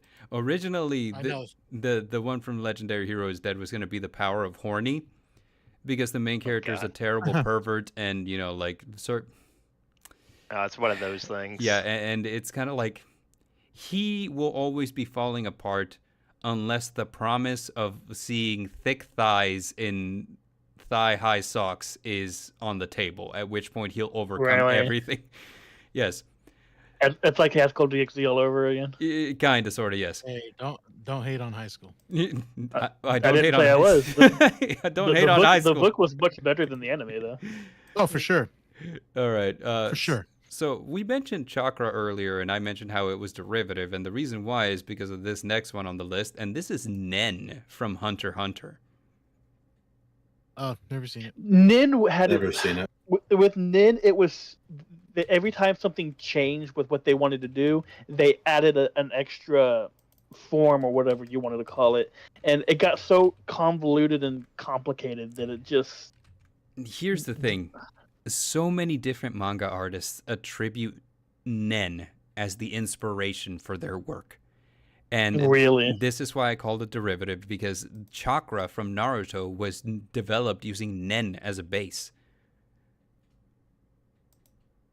And I mentioned it to Mordor the other day. I tried to explain how it was, and the reason that the image here on Nen is a hexagon is because that's basically what it is. Think of it like your astrological sign. You're an Aries, and then this node is a Taurus, this node is a Scorpio, etc. Right? You're born with this is the Nen that comes naturally to you, and it's kind of put on this hexagon because, like, hey, if you're at the top node, then the nodes on the side you can kind of develop an affinity for. You're never going to be a master, but you can do something with it. And then the nodes further down, it's like less so. And then the one across from you is your opposite.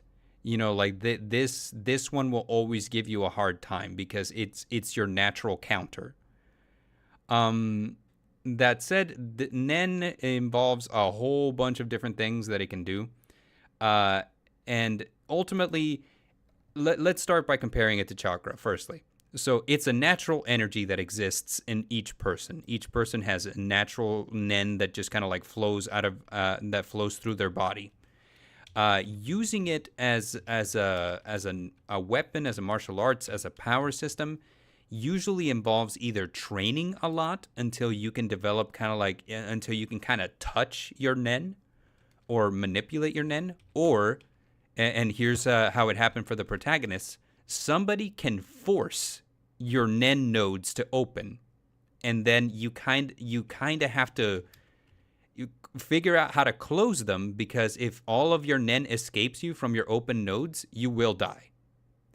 Mm-hmm. So it's kind of one of those things. Like you can either learn to use it yourself, or somebody can force it to happen, and then it's up to you to kind of like learn to control it before you die. And it works like chakra in a lot of ways, in that, you can train to kind of like gain better control of your Nen. And if you do, nice things happen. You can use it to imbue your techniques with, you can use it to develop new techniques. And there are rules for like different kinds of things that you can do with your Nen. But firstly, before we get into all that, we kind of have to cover like the different kinds of Nen user. So let me pull that up real quick. Nen types. Right. Yeah, there's like a lot of different types. There's 6 different types. 6 there's different special... types. So there's enhancers, which enhancers can can strengthen either themselves or objects. There's emitters, which emitters can kind of like project an aura of Nen onto something else. Manipulators can control animate and inanimate things through the manipulation of Nen. Transmuters can change the quality of something to match something else, or kind of like, basic. This is alchemy from Full Metal Alchemist. It's just kind of like a transmutation. And conjurers can create things from the aura of their Nen. And then there's specialists, and specialists are basically like paramecium type devil fruits. It can be anything. Like if it doesn't fit the other 5 nodes, then you're a specialist. And so again, because of the way that Nen works, so for example, enhancers are the very topmost node. They have a decent enough affinity with emitters and transmuters so that an enhancer can kind of learn emission techniques and can learn transmutation techniques, but can never really master either. And same thing with, like, say, for example, manipulators, which touch emitters, so a manipulator can learn emission, but it can also be a specialist, but can never really be a master of either of those. So you can either choose to double down on what your natural Nen type is. So if you're an enhancer, you can choose to just dig your heels in and focus 100% on enhancement, and you'll be better for it. Or you can choose to diversify a little bit, so that way you kind of cover a wider base of what you can do. So that's basically how it works. You have unique powers in each of them. And let's see, I'm kind of pulling up the wiki now so that I can give good examples. I know that our what do you call it? Our protagonist Gon is an enhancer. So he usually uses it to kind of like enhance his physical abilities. He's a lot stronger. He's a lot more resilient because of how enhancers work. Let's see. Here we are. Aha. So that's what enhancers can do, and transmitters, if I remember correctly, can sometimes be like doctors in that they can transmit their Nen onto like, say, for example, a wound, and using their Nen they can force the wound to close, or they can like help it to close more naturally. And so you kind of get the idea. Like there's very specific jobs for each type of Nen user. And it's got hard limits on what it can do. The way that Nen works in relation to different types can sometimes be really complicated, though. And as a result, sometimes it ends up being the case where you'll be like watching something where it's like, well, clearly this person has the advantage. It's like, oh, well, you got to remember they're an emitter, and because they're an emitter, they can sometimes be what's it called? They can sometimes learn these techniques, so which means that they aren't at a complete disadvantage. So it turns into kind of like this very almost like matching Pokemon types. Where it's like, well, it's weak to steel because it's a fairy. Normally it would be, yes, but this fairy is also like this, and so it resists steel, kind of.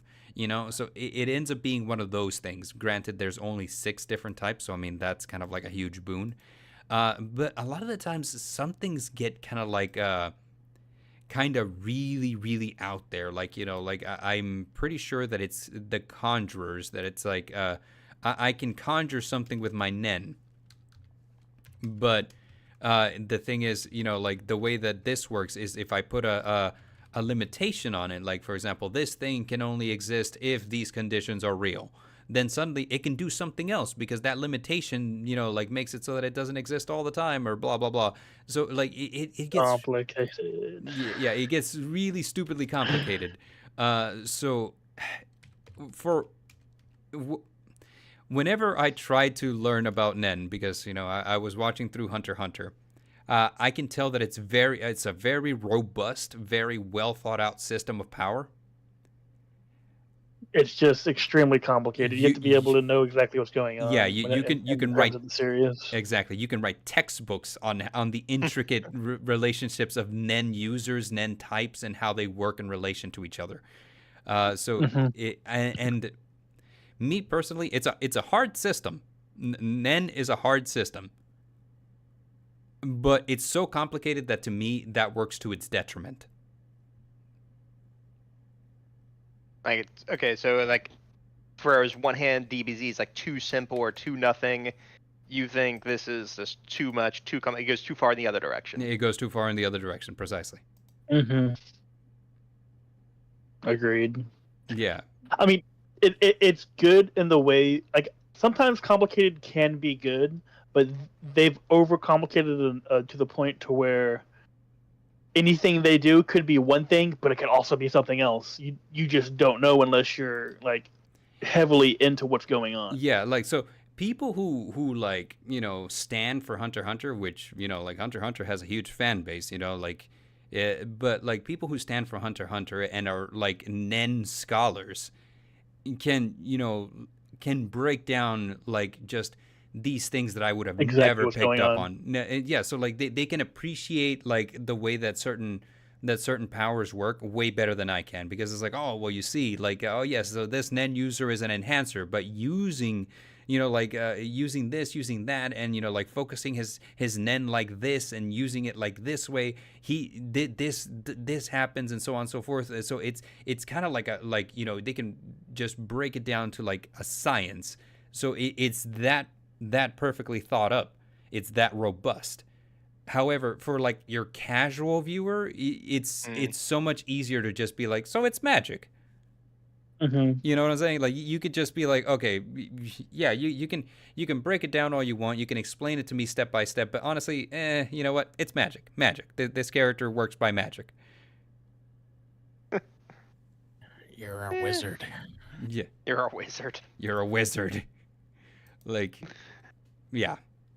So, like the guy who's like, oh, he's an emitter, but, you know, like the in order to emit better, he cut the tips of his fingers off, and then using Nen, now he can fire Nen bullets out of his fingertips that are no longer there. It's like, what?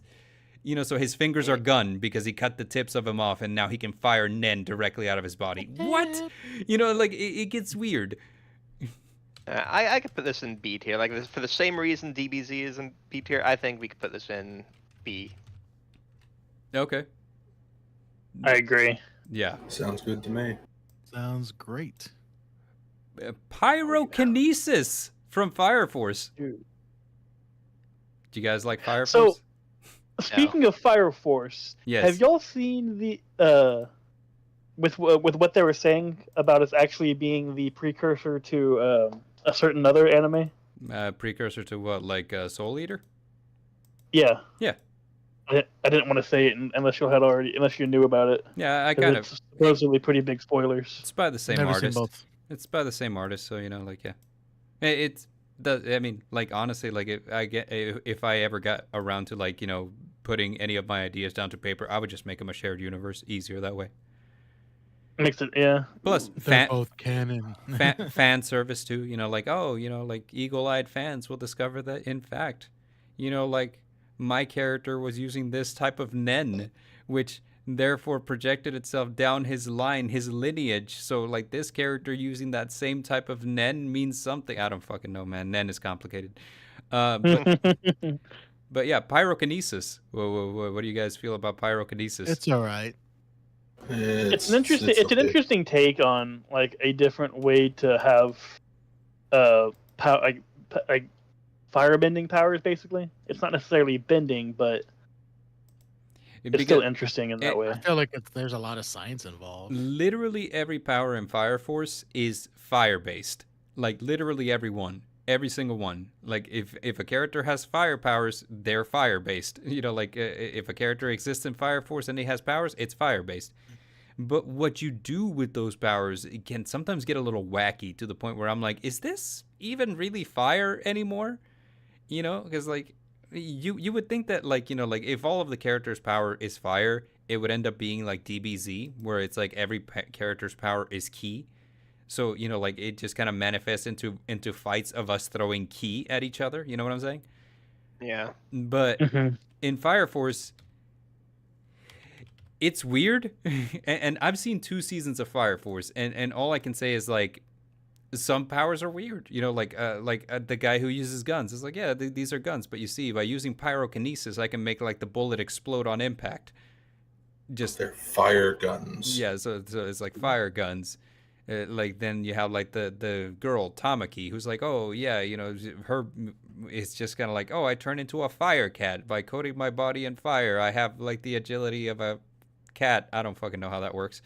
And you know, like our main character Shinra, who's like, yeah, you know, I project fire out of the soles of my feet, which allows me to fly, and then I fight using fire kicks. You know, like where I can swing a kick at an opponent, and if he dodges, I can fire out of the sole of my foot, so that way, you know, he basically gets caught up in a fire blast.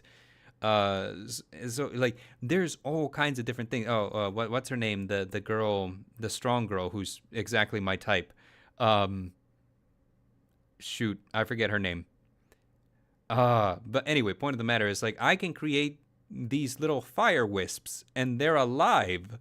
And, you know, like, I can put them into my weapon, and because they're made of fire, they fuel the weapon, so the weapon can float and do things individually of me, because I put these living fire wisps in it. So it's like, yeah, every power is fire-based, but, like, what this fire can do is literally so much besides just I burn things. The thing. I forget what her name is. Like Maki? Is it Maki? I haven't seen Fire Force, honestly. I've just seen certain things about it. I feel like her last name starts with an O. Not the nun, but the one that wears the witch hat. Does anyone in the chat know? Is the chat still with us? Did I lose the chat? It's Mahi. Tuna. No, that's wrong. I don't remember. Shoot, I want to say that her name's like Maki Obe or some shit like that. I don't know. Let's see. Fire Force characters. Characters. There we go. Her name is... Found you. No, not the actor. It is... Damn it. Maki Oze. Yeah, I was right. Hell yeah. I don't forget. Feel pretty good about that. Yeah. But anyway, so like, what do you guys think about like the pyrokinesis? It's fire, but you can use it literally any way that you can explain. It's all right. Yeah. It's all right. It's all right. Quirks. All right. Okay. Now we're back to where I'm familiar with more. You're a quirky guy. We're X-Men now. We X-Men now, boys. X-Men. Oh, okay. Professor X. Yeah, Professor Quirk. The Quirk Master. But by all means, Yeah, I like my hero. I'm not up to it. I like it because at the end of the day, it is just X-Men powers. It's like, hey, you're born with a random ability. I was thinking more like superheroes. I mean, like, and I mean like DC Marvel. That's you know what X-Men are. X-Men are. What do you think X-Men are? Well, I thought you were just singling out just X-Men. You know what I mean? Just X-Men. I didn't know you were like. Well, yeah, when you think about it, my statement. I'm sorry. when you think about it, it's a perfect analog because quirks are genetic, exactly like the X gene in X-Men. Oh yeah. You're right. Yeah. Although I do like the fact that part of the story is that they started off real basic. Like, hey, you have one weird minor thing, but over generations of like, it's showing up more. People are like intermarrying and having kids, and the quirks are getting more and more complex. And now it's like, the weight of these powerful quirks are like now starting to break. Like, society can't stand people having these levels of power now. So it's a population that's a little bit crisis. Yeah, like the more quirks show up in the gene pool, the more problematic it becomes. And you know, like it's kind of like one of the things that's covered in My Hero Academia is that, you know, like initially, like, you know, you said they didn't do much. But now it's like quirks are so strong that like some bodies just aren't equipped to handle them. You know, like your quirk could literally be killing you because it's so much. And we suspect that like if this continues, eventually we'll reach what they call quirk apocalypse, where, you know, like just society as we know it collapses because quirks are just insane. Yeah. I mean, you already have reality warpers. Yeah, so like once we reach reality warper status, I'm like, yeah, we're checked out. Not a hard system at all. I don't feel. It's pretty basic, and it's basic. It does exactly what the show needs it to do, and one thing I actually do like is because of that. You know, hey, you know, the next generation of quirks are always becoming more and more complicated and stronger than the previous. It's a problem with anime. It has all the time. Why are these young kids or whatever outshining like, okay, these adults who've been using their powers forever and like these professionals in their field? Why are they like the special ones that have to, you know, step up? Well, it's because they're the next generation of quirks. So just in general, that overall that better. Yeah, you have people like, yo, the guy gets strong by eating sugar. No one cares about him. This kid talks to animals. No one cares about him. True. Oh, that guy with the explosions? Yeah, he's relevant. Yeah. Explosion. Yeah, like everybody loves a good explosion. Yeah, everyone does love a good explosion. Yeah. The more me and Bard were actually talking. Explosion. Yeah, me and Bard were talking about this the other day, and like the one thing I do have a big complaint about, and this is true of basically every anime. I look at it differently for My Hero because it's the same problem like actual American comics have, where it's like, okay, yeah, Bakugo, your power is your sweat glands produce nitroglycerin. Nitroglycerin, and you make explosions. Cool, great. You have explosion powers. That should not prevent you from being killed when you are thrown into a moving vehicle and leave a giant or a concrete wall enough to like crack the concrete. No, you go splat. Your power is not durability. Your power is explosions. Yeah. Like so it kind of comes down to like. So you were upset that it didn't kill him. No, well, that's kind of the thing. It's not that I'm upset. It's a general like issue I have with these kind of like superpower shows where it's like, hey, okay, the guy who has like duct tape elbows or whatever. Yeah, okay, yeah, your power is you make duct tape. That is your power. Your power is not enhanced durability. But basically every anime has like some base level of enhanced durability where are you a named character? All right, you can survive getting like slammed into a concrete wall with no issue. Yeah. Oh, okay. Yeah. Like, right. And it kind of makes. I was trying to understand. That's all. Yeah, and it kind of makes anyone who does have a supposed like, oh, like okay, like the guy who turns on the rock, his power is like, yeah, I am durable. I can survive all that shit. Well, that's great for you, man. So far, everyone survived what you've survived. And in a world where everyone's special, you're not as special as you thought you were. Yeah. So. Like Barbara saying, when everyone's special, no one is. Yeah, no one is. So yeah, kind of cool. One of the things that I always love to see in like whenever we're talking about like superpowers is that if the superpower is really, really strong, that doesn't mean that you're immediately equipped to handle it. I actually kind of like the idea early on that, you know, in order to receive One for All, you know, he kind of needed to train his body because it's too strong of a quirk. You know, getting all of that power all at once could potentially kill him. And eat his hair. Yeah, I'll say this in the later series, whenever he actually started using like different parts of the quirk too, I thought that was really cool because it didn't show like how All Might had that kind of powers, but he did because he actually took the time to like dig into the secrets of the power as well, of his powers. Yeah. And it is cool that they do treat it like it's a biological part of them. So it's like, hey, your quirk is a muscle. You have to work it out. You have to train with it. You have to do this. And it's like that was one of my favorite parts of it. Yeah, so it does what it does. I think it is. I would say go to the loss because while it's kind of basic in the end, it does still do that, serve what the series needs it to. But it actually incorporates it a lot more. It's like, hey, here's like actual society problems that the quirks are causing. You have to actually train with your quirk. And hey, here's like how quirks are messing with society, which is how we're telling the story. Like quirks themselves are integrated into the story. Like the same way, kind of the same way kind of alchemy was integrated into the story for I will agree with that. It's not just a thing that you have. It did this thing existing actually affects the world around you. You know? Yeah. Like the society has to like keep in mind that they have quirk users living in their world and all that. So like yeah, you know, like I love that part of the story. As far as quirks go, this feels a lot like devil fruits, you know, just genetically like you just have what you have, you know. And the fact that you can work it out and all that, that's cool. One thing that I do love, and this is why instead of just like, you know, being like devil fruits and putting it at B, I'm more interested in putting it in Gouda with the sauce, is I absolutely love the idea that that a quirk can be so strong that your body just cannot handle it. I feel like that's understudied, like underexpressed in media. Like in media, usually if you develop a power, that's it. You have the power. You know, like one thing that comes to mind is Invincible. You know, like I was watching Invincible, and the first time he discovered that he had super strength, that's it. I just have super strength now. There's no studying into like, okay, well now how hard is too hard for me to close a door?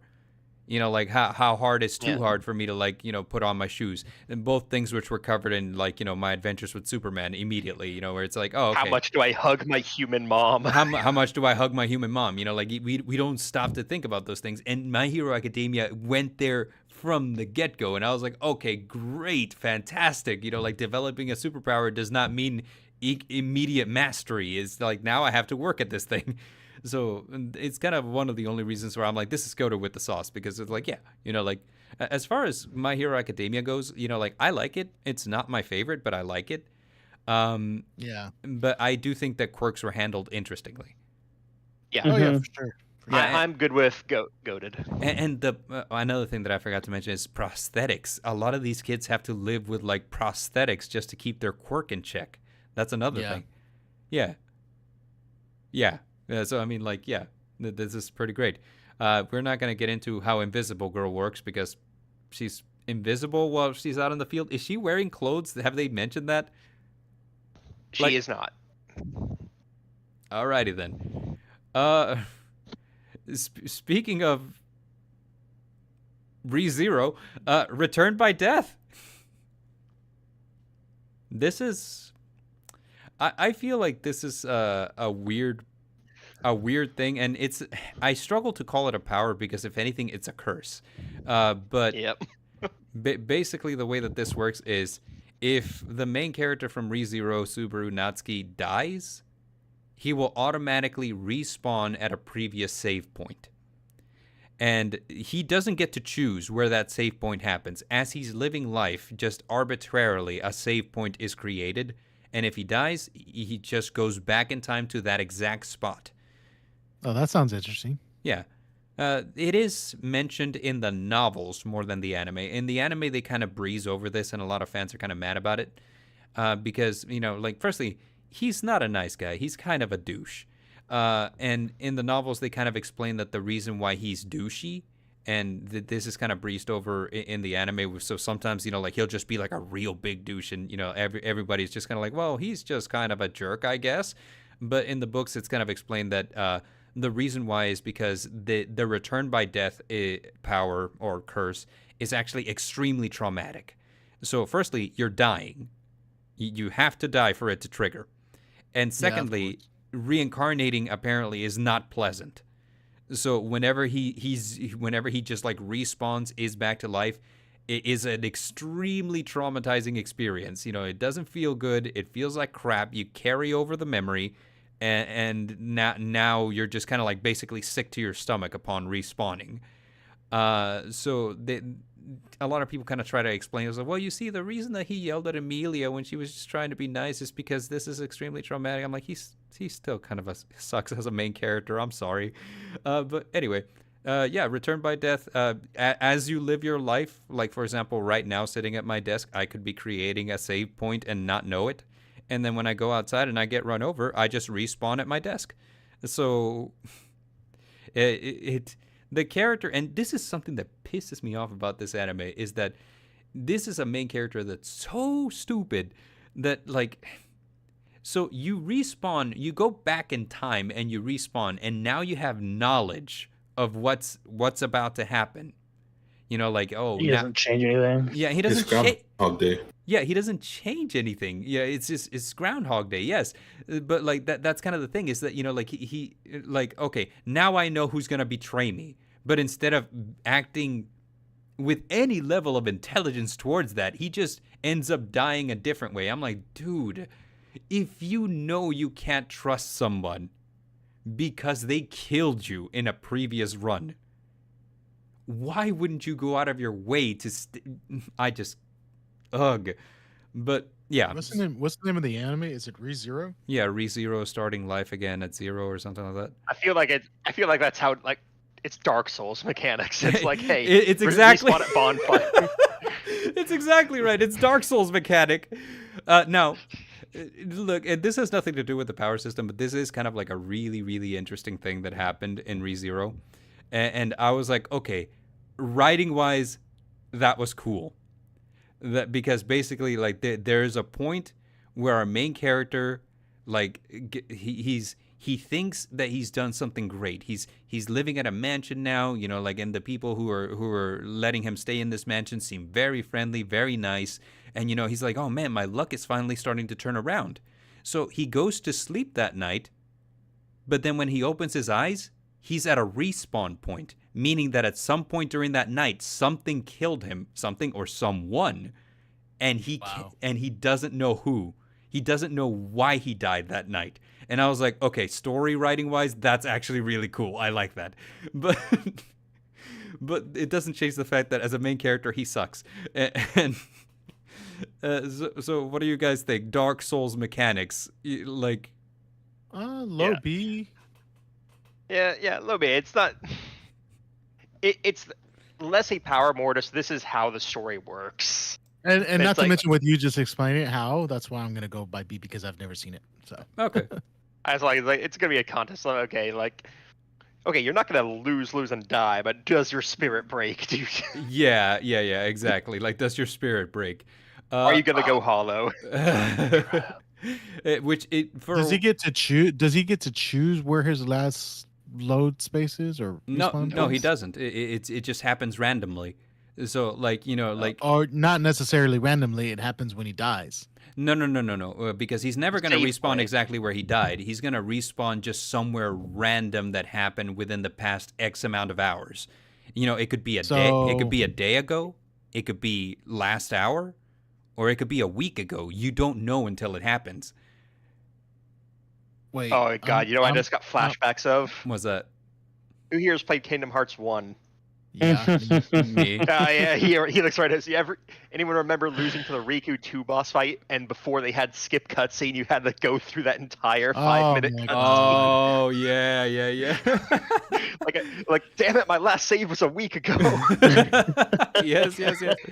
So it's kind of like catch on until you mentioned that. Yeah, it's kind of like that. Like, you'll just spawn at a random save point, and you won't even know where the save point was. You'll just all you can know is that it already happened. Like, wherever the save point was, it already happened. And when I die, I'll find out where it was. Black Moose says, I hated Kingdom Hearts 1. I mean, everyone hated that on Kingdom Hearts because that was like one of like the 2 or 3 actually hard boss fights at the time. Yeah. And every time you die, you have to sit through this 5-minute cutscene. I love how I kept going through Kingdom Hearts 2, or Kingdom Hearts 1, I am awesome at this game. I never lose. And then, I reached the Riku fight. I was like, I am terrible at this game. When did I get this bad? It humbles you so hard. It does. It really does. Hell yeah, it does. But yeah, welcome Oblivion. But basically, ReZero is Dark Souls the anime, with the exception that the main character isn't cool, isn't strong, isn't smart, anything like that. So, B. I'm fine with B. I thought that Helix might have said more about it, since you're the reader. I don't know if you've read the light novel. Have you? For which one? ReZero. I honestly didn't like ReZero. Oh, okay. Well, that's fair. I watched some of the episodes of it, and it just wasn't my cup of tea. That's fair. The main character sucks. The main character sucks bad. The main character sucks a lot. I like it because of the side characters, which is sad. You know, like you're like, I'm not watching this because of the main character. I'm watching this in spite of him. You know, yeah. It's one of those things. But let's see here. Next up, we have RPG skill tree and level up systems. So, like, I love them in games. I don't like them in anime. Exactly, it is exactly what I was gonna say. Any isekai, you know, like your character's all like, "Oh, I started at level 1. Oh, I have this skill. Oh, I can open a menu and see what my stats are." I was like, it was cool. It was interesting at first, but now when every one of them is doing, and I was talking to Brother Gamma about this last night, it feels like every isekai, like when you decide to write an isekai, you just like tell your publisher and they give you like my first isekai kit, and it comes with all of the points that you have to hit, like, oh, can your character open a menu, can your character access their skill tree, can your character like level up, you know, like See, the worst one is reincarnated as a vending machine. Oh god.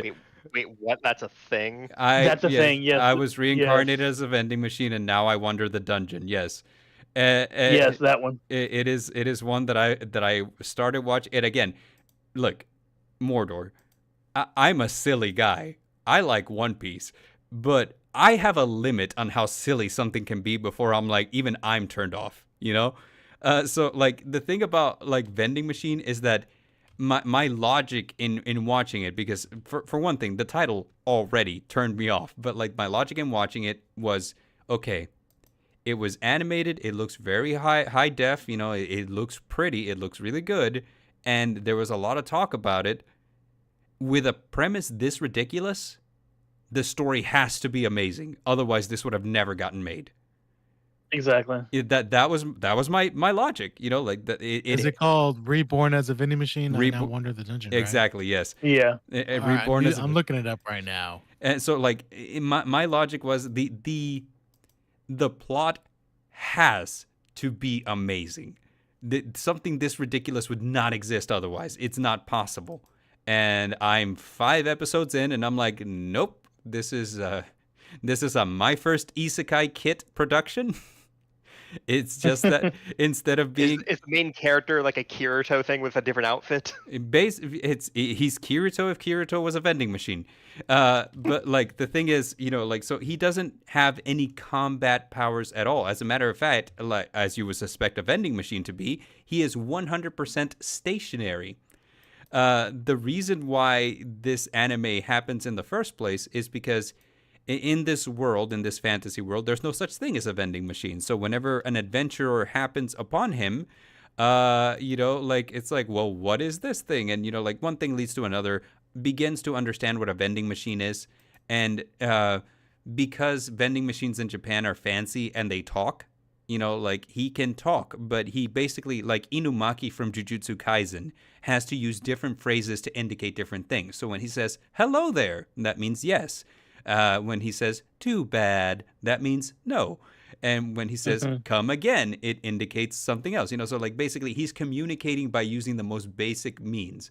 And it just so happened that this adventurer who stumbled upon him is a martial artist who is super strong, but sucks because, you know, she can't aim her fists worth anything. However, carrying the vending machine on her back offsets her bad aim. Her way did it. Exactly. It was so funny. So, and what's the vending machine power, you ask? He can change his inventory. Yep. If he wants to sell sodas, he can sell sodas. If he wants to sell Mentos, he can sell Mentos. Yes. Can we put this in hot dog water? Can we just stop and put this in hot dog water right now? That's just one example, though. Like, reincarnated as a vending machine is just one example. But like, there's 1,000,001 different anime who that's their bread and butter is a level system, and like, you know, like he can like level up his skills. Like, for example, eventually he has the capacity to transform into what you say? Different vending machines. So if he doesn't want to be dispensing cold drinks, he can become a gumball machine and dispense gumballs. This is all true. This is actually an anime. Yeah. So my logic, I was like, this has to have a good story, and no.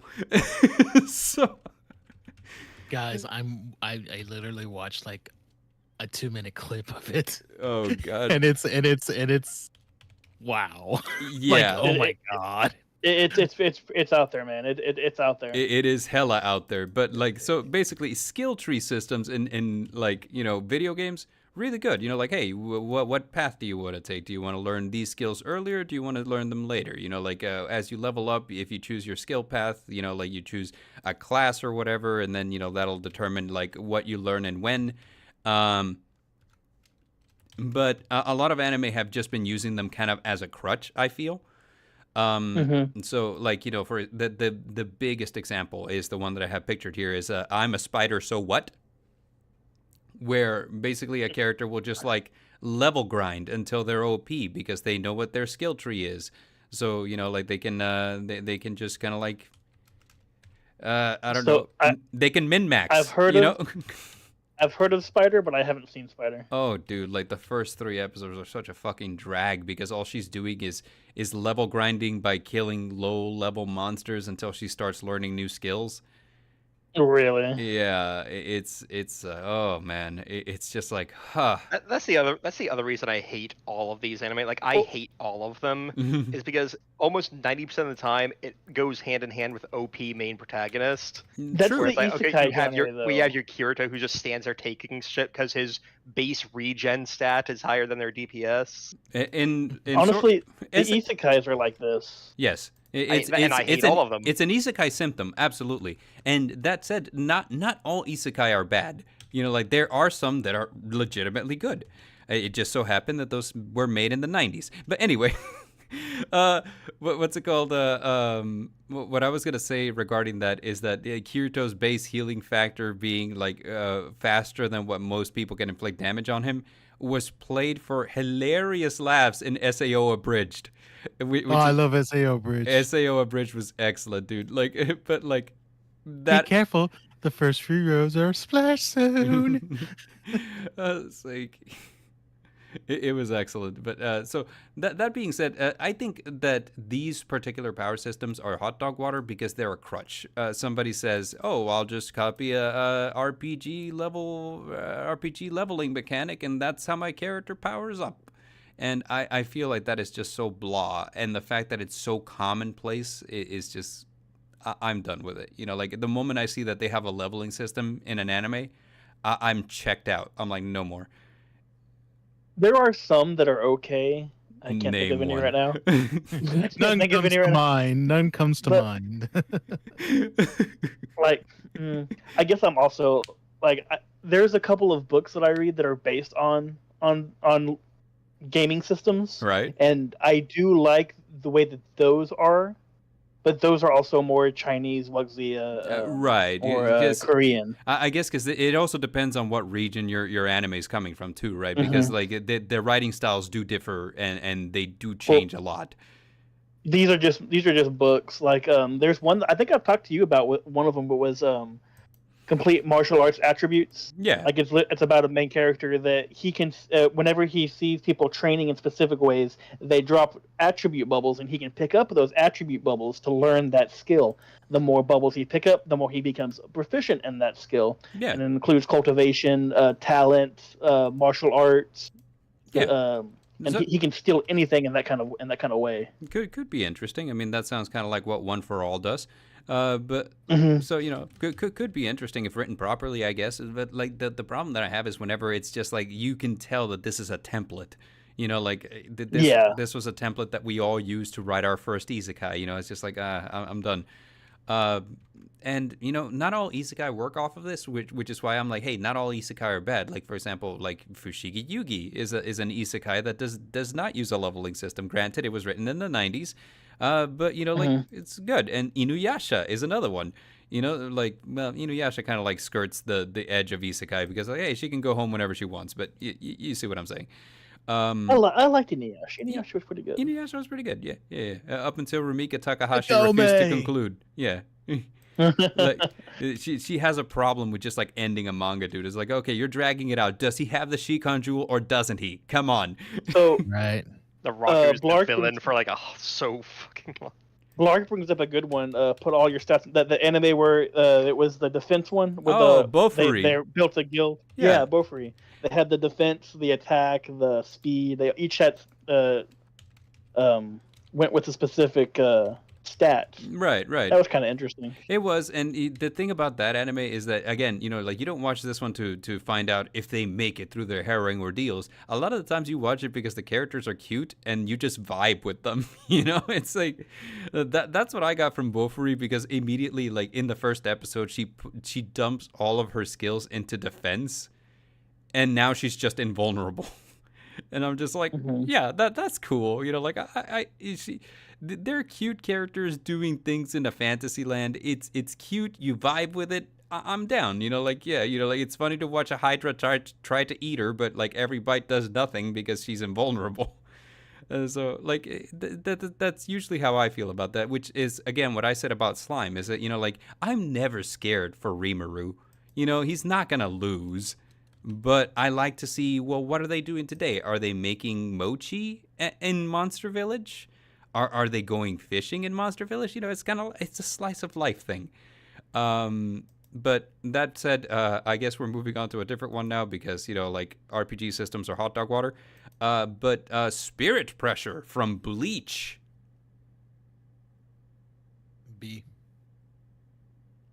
It was interesting in the way that they did it, but the one drawback is if you're fighting somebody that has stronger spiritual pressure than you, then you're just suppressed. You can't do anything. Yeah, like your hit will never touch because, you know, their spiritual pressure literally keeps you at bay. Yeah. To be fair, I think that was kind of only really an Aizen problem to an extent.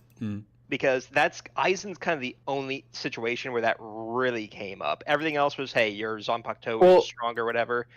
Aizen's the one who's like, oh yeah, no, you hit me with your 2-shot kill. I just kind of stood here and took it because my spirit pressure is so much stronger. Your ability doesn't work on me. Was spirit pressure like a just like a native thing? Like, you know, like you were born with it and this is just how much you had, or is it something?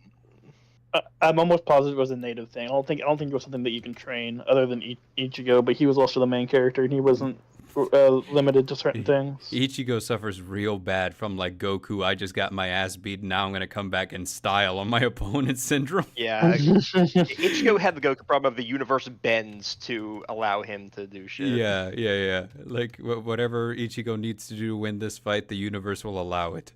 And it's like, well, what if Renji will never win a fight.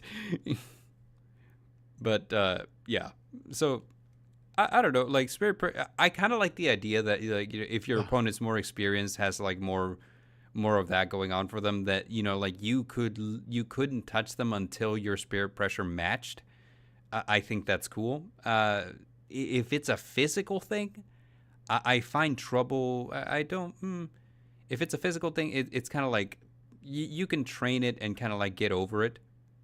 But basically what that means is that your character will always could potentially at any point hit a wall, you know, like where their opponent's spiritual pressure is just going to require too much for them to do, too much for them to train to actually like meet them at their level or kind of like get over them, you know.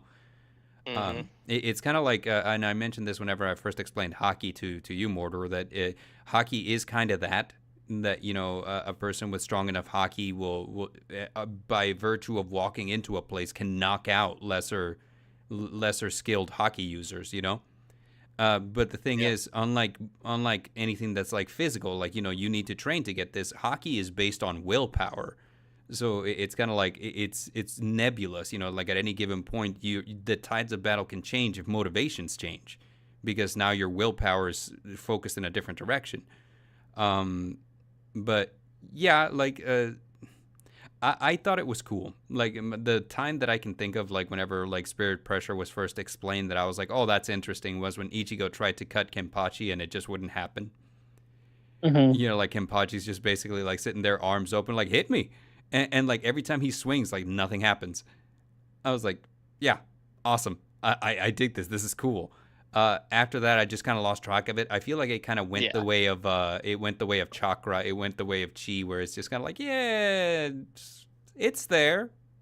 It's there and no longer and it only ever mattered with Aizen. That was it. That was the only time after that stuff where it ever mattered outside of Aizen. Yeah. Why is the show called Bleach? Do we know? Bleach for your eyes. Once it was something to do with like his hollow thing. I don't remember. Oh. It was. I think it was. It wasn't discussed in universe. It was something outside. I don't know. Okay. Fair enough. So, what do we think about Spirit Pressure, guys? It's all right. It's all right. It's all right. All right. Wilo? Did we lose Wilo? We might have. Oh, no, I'm here. It's all right. It's okay. We're all. It's all right.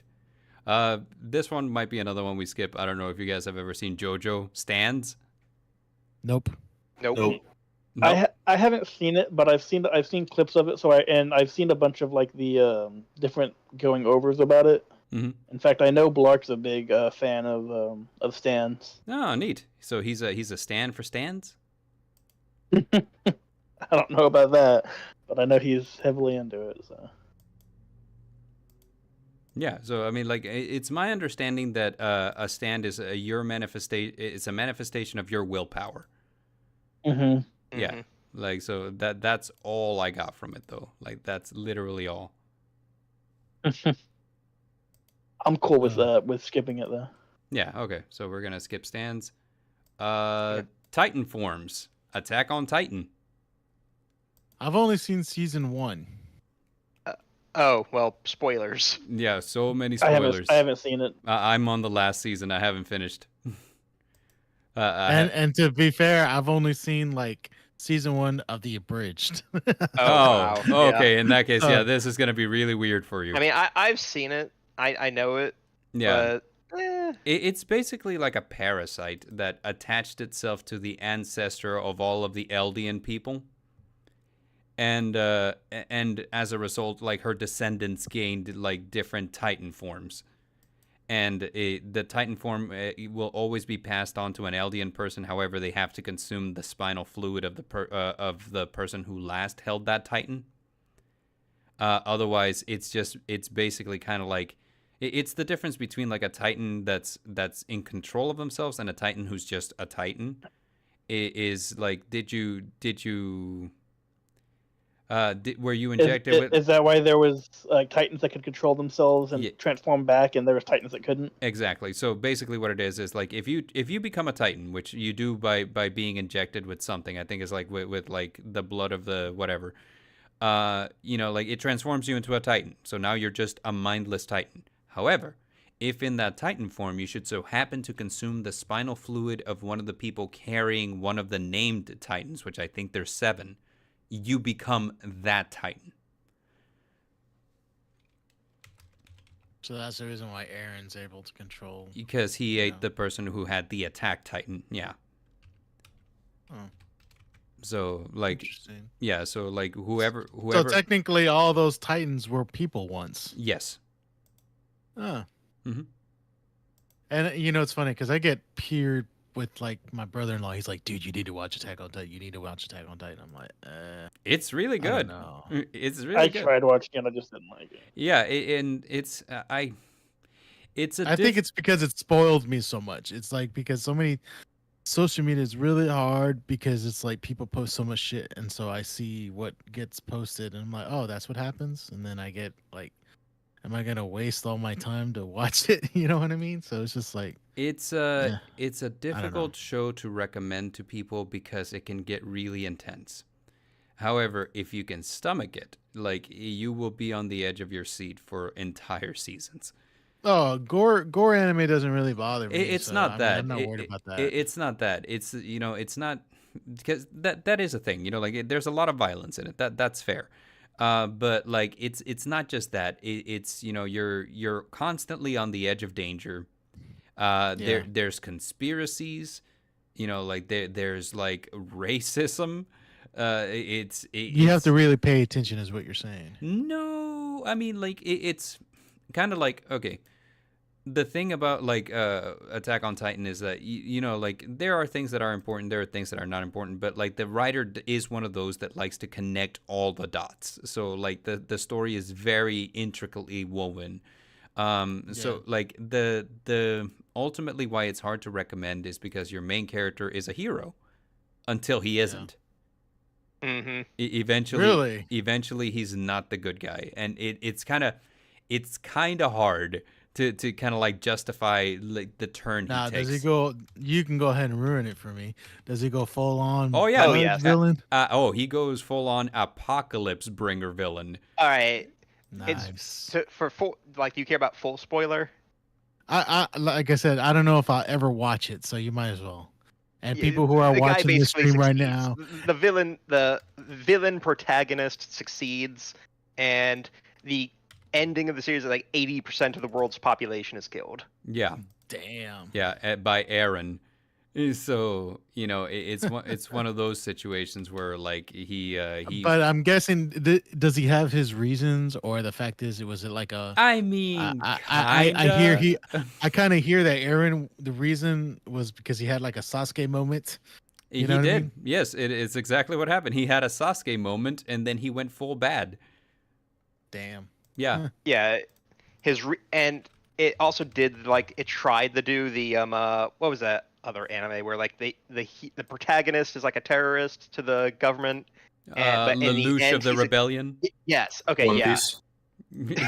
Well, also right, but yes, but yeah, not the same. But it's one of the situations where it's like, okay, I have done this, and now I must die and be the martyr.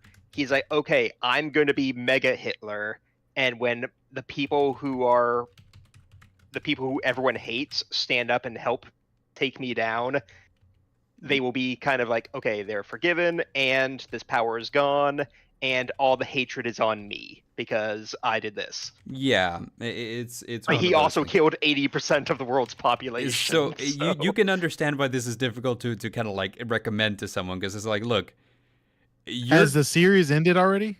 Yes. So they're not gonna make any more? No. And honestly, how do you follow that up? It's just like, well, there's still 20% left, Bard. Yeah, that's true.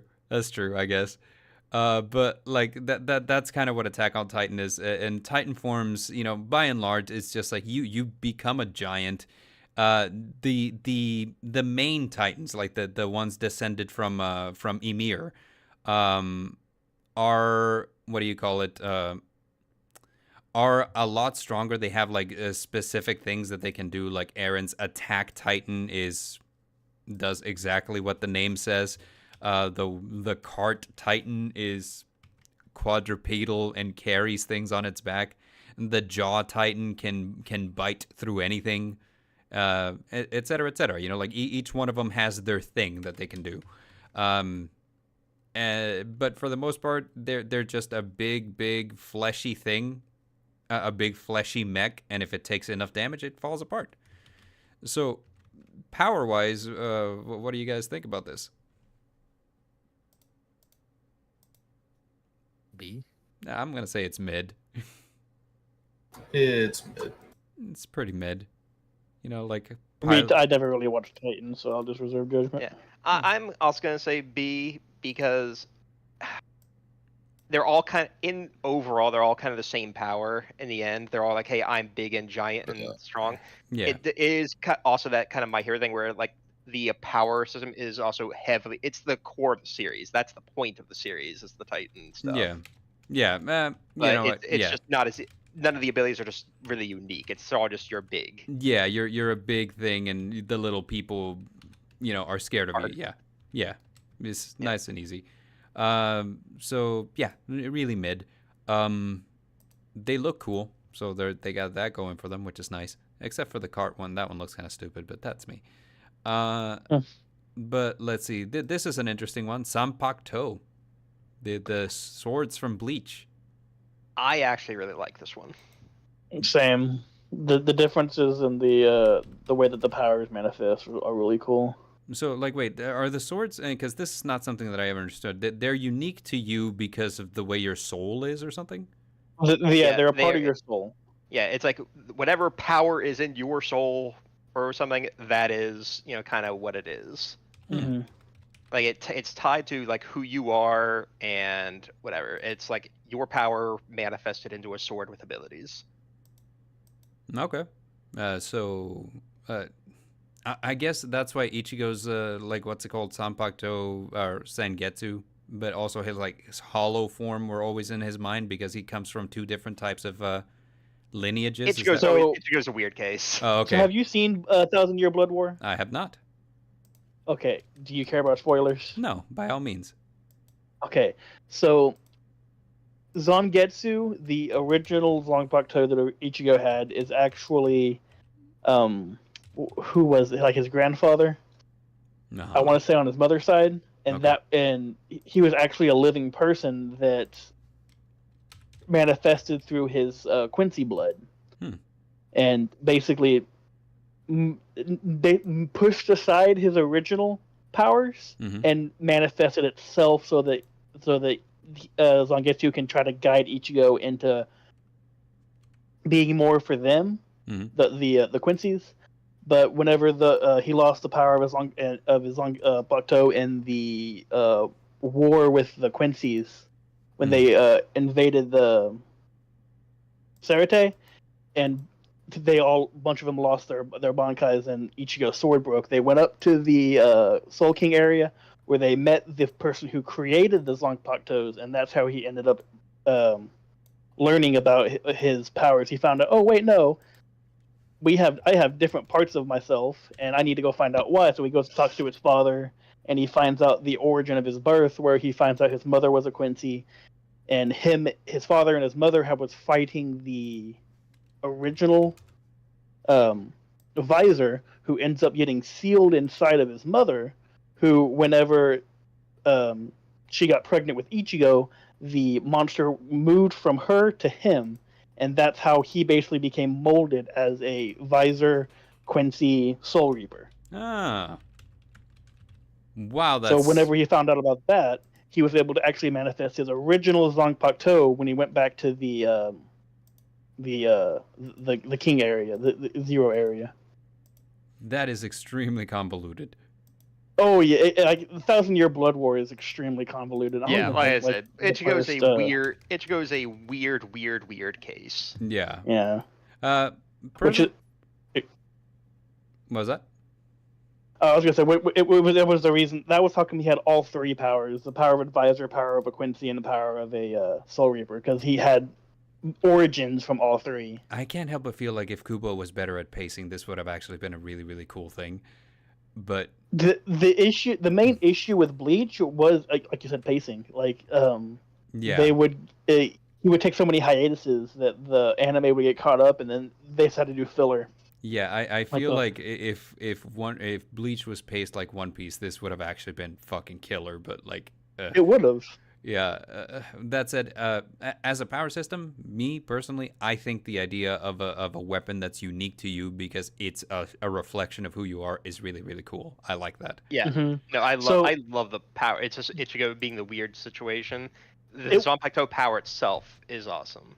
In my opinion, it was best. Like if you the filler arc whenever they did the Zanpakuto betrayal, the Zanpakuto rebellion, that was one of the best ones. Filler wise and arc wise, because it actually focused on the Zanpakutos versus just the Soul Reapers. Yeah, it made them all characters. Okay. So we think goated with the sauce on this one? I'd say so. I would honestly want to put it up with Wu for me. Zanpakutos for me, it was one of the things that did the most.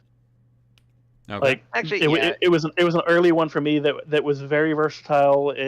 It was a hard system because you only did what those swords did. They had the Bankais, the Shikais, and then the normal systems, or the normal swords, and only specific Soul Reapers could use their Bankais. And like they were so powerful in the way that they could turn the tides of a fight. Like even whenever they were fighting the what were they? The guys from Waco Mundo, the Oran cards. Well, the Iran cars. Yeah. Like, and in fact, even the Iran cars, their system was even pretty interesting too. Okay. So, like, Moist Critical Woo, do we have any disagreements?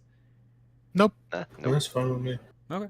All right, cool. Now we got a fun one here.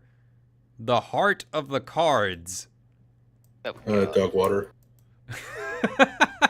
Is literally just cheating. Yep. My cards have no weak Yeah, monsters. Yeah, so like this is basically like the Duel Links skill Destiny draw, where like if you're falling behind in the duel, you can just add a card to your hand. So how do you guys feel about the heart of the cards? Does it? Absolutely not. Dumb. It is. How about from a narrative perspective? Does it at least make Also dumb. Cheating. Just believe in the heart of the cards, Yugi. You can't go wrong. Okay, so I guess And he just happens to pull the one card that he needs in all of his deck. It's something that I'm like, okay, well, this is Yu-Gi-Oh's power system was always kind of like really fucking weird. So It was always a it was always a different card that was never introduced before either. Right. Well, I mean, for a long time, yes. I think that if it was something that's like, okay, well, we've been introduced to it and like, you know, introduced to like his deck, we know what his deck does, we know how it functions, and then afterwards we introduce the concept of the heart of the cards. You know, like the heart of the cards could just give him a card that wouldn't save him that turn, but you could logically kind of connect how it would save him eventually. You know what I'm saying? Mm-hmm. So like if it wasn't always like, oh, you drew the right Geki, now you can get rid of his whole field, or oh, you drew the Harpies Feather Duster, now you can clear all his back row, you know. But if it was like something like, I don't understand why this one, but you know, you kind of went through the motions and you trusted the heart of the cards, and eventually it became integral in you winning. You know what I'm saying? I'd be like, okay, yes, perfect. But yes, the way that it's used, it's usually like, okay, we're losing and we don't have a logical way to win, so heart of the cards and we win. You know? Yep. Yeah, so like I can 100% understand. I mean, like it's a meme for a reason, you know? But next up we have, this is the power of friendship. Fairy Tale. Yeah, like Fairy Tale. Exactly. I like how immediately you're like, Fairy Tale. I'm like, yeah, exactly, Fairy Tale. Fairy Tale #1. I love how in Fairy Tale, I love Fairy Tale. Everyone's always getting their asses beat until somebody reminds us, like, hey, we're from Fairy Tale. It's like, that's right, and Fairy Tale's #1. Hey, did you remember that you have friends? Oh yeah. And then suddenly we just start winning. We just always win. If you have friends, you win. That's the more how friends you have. I'm the more fighting for my friends. Oh, or I'm fighting for my friends is the other one. Yes, this one could also fit Yu-Gi-Oh. All of them play Ike and Smash Brothers. Yeah. So like, what do we feel about the power of friendship? I mean, it's hot dog water. Get that shit out of here. We all know it. This is the Pope. I don't have any friends. You're in a stream with them. I don't have any friends. Anyway, what's it called? This is the Pokemon power system. This is the Digimon power system. Hell, any anime that's like, how do we make our protagonist win? Well, did you remind them that they have friends? Oh yeah. So like, we're all in agreement that this is hot dog water.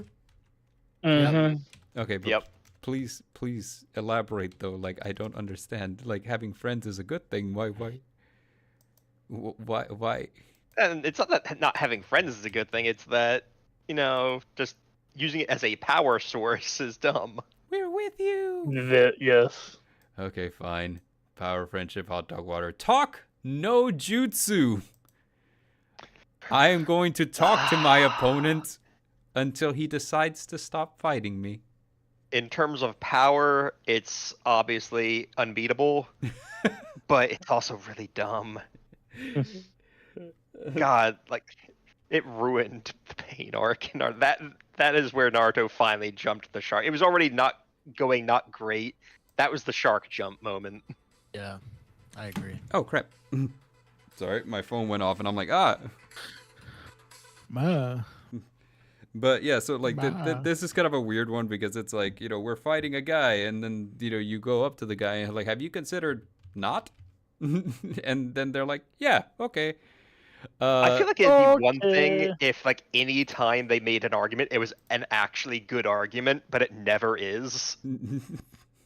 Like, to use the example from the pain arc, it's like, okay, yes, this story is about, hey, it's about, cycles of hatred and revenge. You hurt me, well, because you hurt me, I'm gonna hurt you and people around you. But I have hurt you and people around you. Now you're gonna hurt me or someone else, and it goes back and forth and it never ends. Yeah. Oh, well, I am going to do the whole, world to end all war plan, and then that'll stop it temporarily. Well, no, I'm not gonna. Well, what's your plan? I don't have one, but my teacher believed in me. Yeah. Oh, he reminds me of me when I was young. Okay, undo all of the things I just did. The weird question for you, Bard. Yo. Is the chat moving? I haven't seen the chat move in a while. No, it's not, but because nobody's chatting, I don't think. But like, yeah, everyone's so engrossed in our conversation. But so what's it called? The one that I remember from Talk No Jutsu is Battle City. Yugi versus Joey possessed by Merrick with the anchor about to drop. And Yugi just continuously, every time that he's about to make a move, he's reminding Joey why he needs to fight Merrick's possession and also power of friendship and also heart of the cards. So that one was all three in the same thing. And it's just kind of like, oh my god, every time that I see it where it's like, okay, we're not going to fight, we're going to, and this is what killed original FMA, I feel. Because original FMA, not Brotherhood, but original FMA, at the very end of everything, it all boiled down to Talk No Jutsu, Edward versus Dante. And it was just really like, oh my god, like, this is so anticlimactic when it works. And I feel like you're right. Like, if it was a valid argument, or like we're actually using good logic, okay, great. But half the time it's not. Half the time it's like an appeal to emotion. Like, hey, let's hear me out.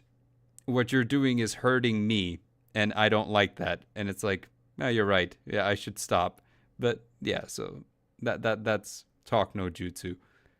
Mm-hmm. How do we feel about this one? I mean, it's solid 10 out of 10. Solid. It's a Moist Critical Woo. Moist Critical Woo. You gotta talk about your feelings. Yeah, you gotta talk about your feelings. So, what do the rest of you guys think? Yeah. I mean, it's dumb. In all honesty, it's hot dog water. It's stupid. It could be done right, but I've never actually seen it done right. Where someone actually makes a good argument and manages to convince someone to like reverse their position. No, it's, hey, this, and it's always you have to save Martha moment.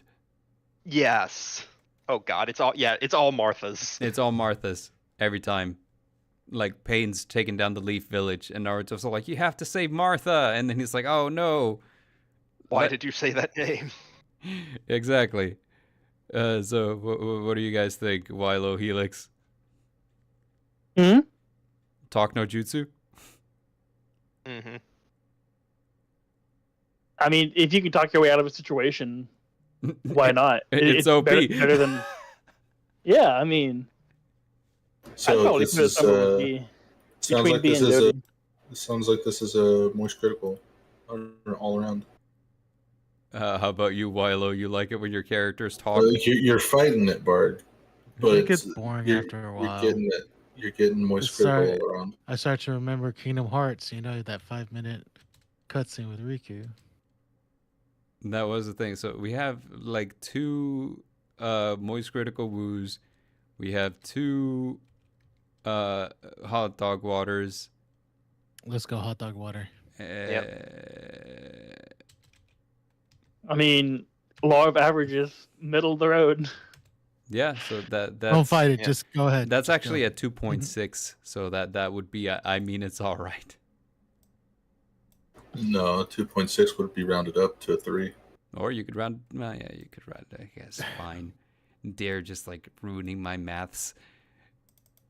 You don't like how I math. But now for the last power, which is from everybody's favorite anime, Cory in the House. This is the Riz. The Riz. The Riz. Yeah, like how do you guys feel about your favorite anime characters being able to smooth talk their way out of things, being able to to win on charisma checks water. every time? Hot dog water. Rolling great on their charisma checks. Hot dog. We have one hot dog. We have moist critical woo. Two hot dogs. Honestly, if you say anything other than moist critical woo, that's just because you ain't got the Riz. That's true. I don't. Yeah, you were saying, Helix? As I just had Gale get pushed into lava. I mean, one of my favorite things to do is to talk my way out of it in Baldur's Gate. So I have no issue with it being woo. Wait till you get to the point where you can talk people into killing themselves. Okay, so that's... I mean, I'm almost there. 2 moist critical woos and 2 hot dog waters again. So let's... Geez. There's 3 woos. Come on.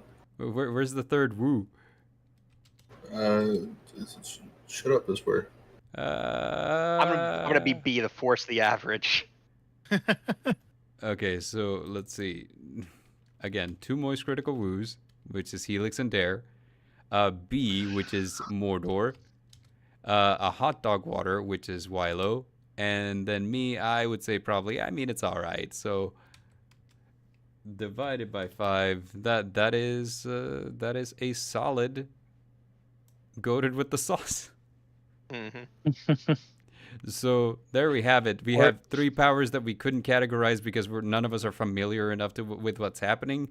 But yeah, you know, like our moist critical rankings are the Alchemy and the Zanpakuto. We have Engoted with the Sauce Bending, Jujutsu, Quirks, and the Riz. In tier B, we have Devil Fruits, Hockey, Chi, Magic Weapons, Nen, Returned by Death, Titan Forms, and Talk no Jutsu. And then, I mean, it's all right. We have Chakra, Great Sage, Pyrokinesis, Spirit Pressure. And lastly, in Hot Dog Water, we have Breathing Styles, RPG Skill Trees, the Heart of the Cards, and the Power of Friendship. So, it's funny to me how we rank the Riz so high, but like, you know, like the Power of Friendship, get that shit out of here. Who needs friends? Yeah, right. Or Talk no Jutsu. Yeah, we put Talk no Jutsu in tier B, but like Power of Friendship, fuck that shit. I'd rather watch my character try to make like logical leaps as opposed to just relying on their friends. Oh, that's great. You guys satisfied with this one? How do you feel? I'm good with it. I'm good. Satisfied. Yeah. Yeah. So that's a long stream of us just basically arguing about power systems, and you know, like we reached a conclusion, and everybody's satisfied, with the exception of, you know, like the people who were expected to see Chainsaw Man, the legendary hero is dead, and stands being represented. We are not familiar enough with those, so I guess that's just how the cookie crumbles. Yep. But yeah, you know, like it's good talk, guys. Good talk. I maybe next time we can rank things a little simpler, like, you know, like hamburgers from different hamburger joints. Wendy's. I mean, why not? Yeah, easy peasy. You know, so until next time, this has been the Battle Phase. I have been the Midnight Bard, joined by everybody's favorite co-host, Derringer. It's me. Yeah, and we also had Mordor, Helix, and Wilo. Yo. Yep. Hey. Yep. Hope y'all had fun. Yeah, hope y'all have fun. And until next time, adios. Bye. The power of friendship.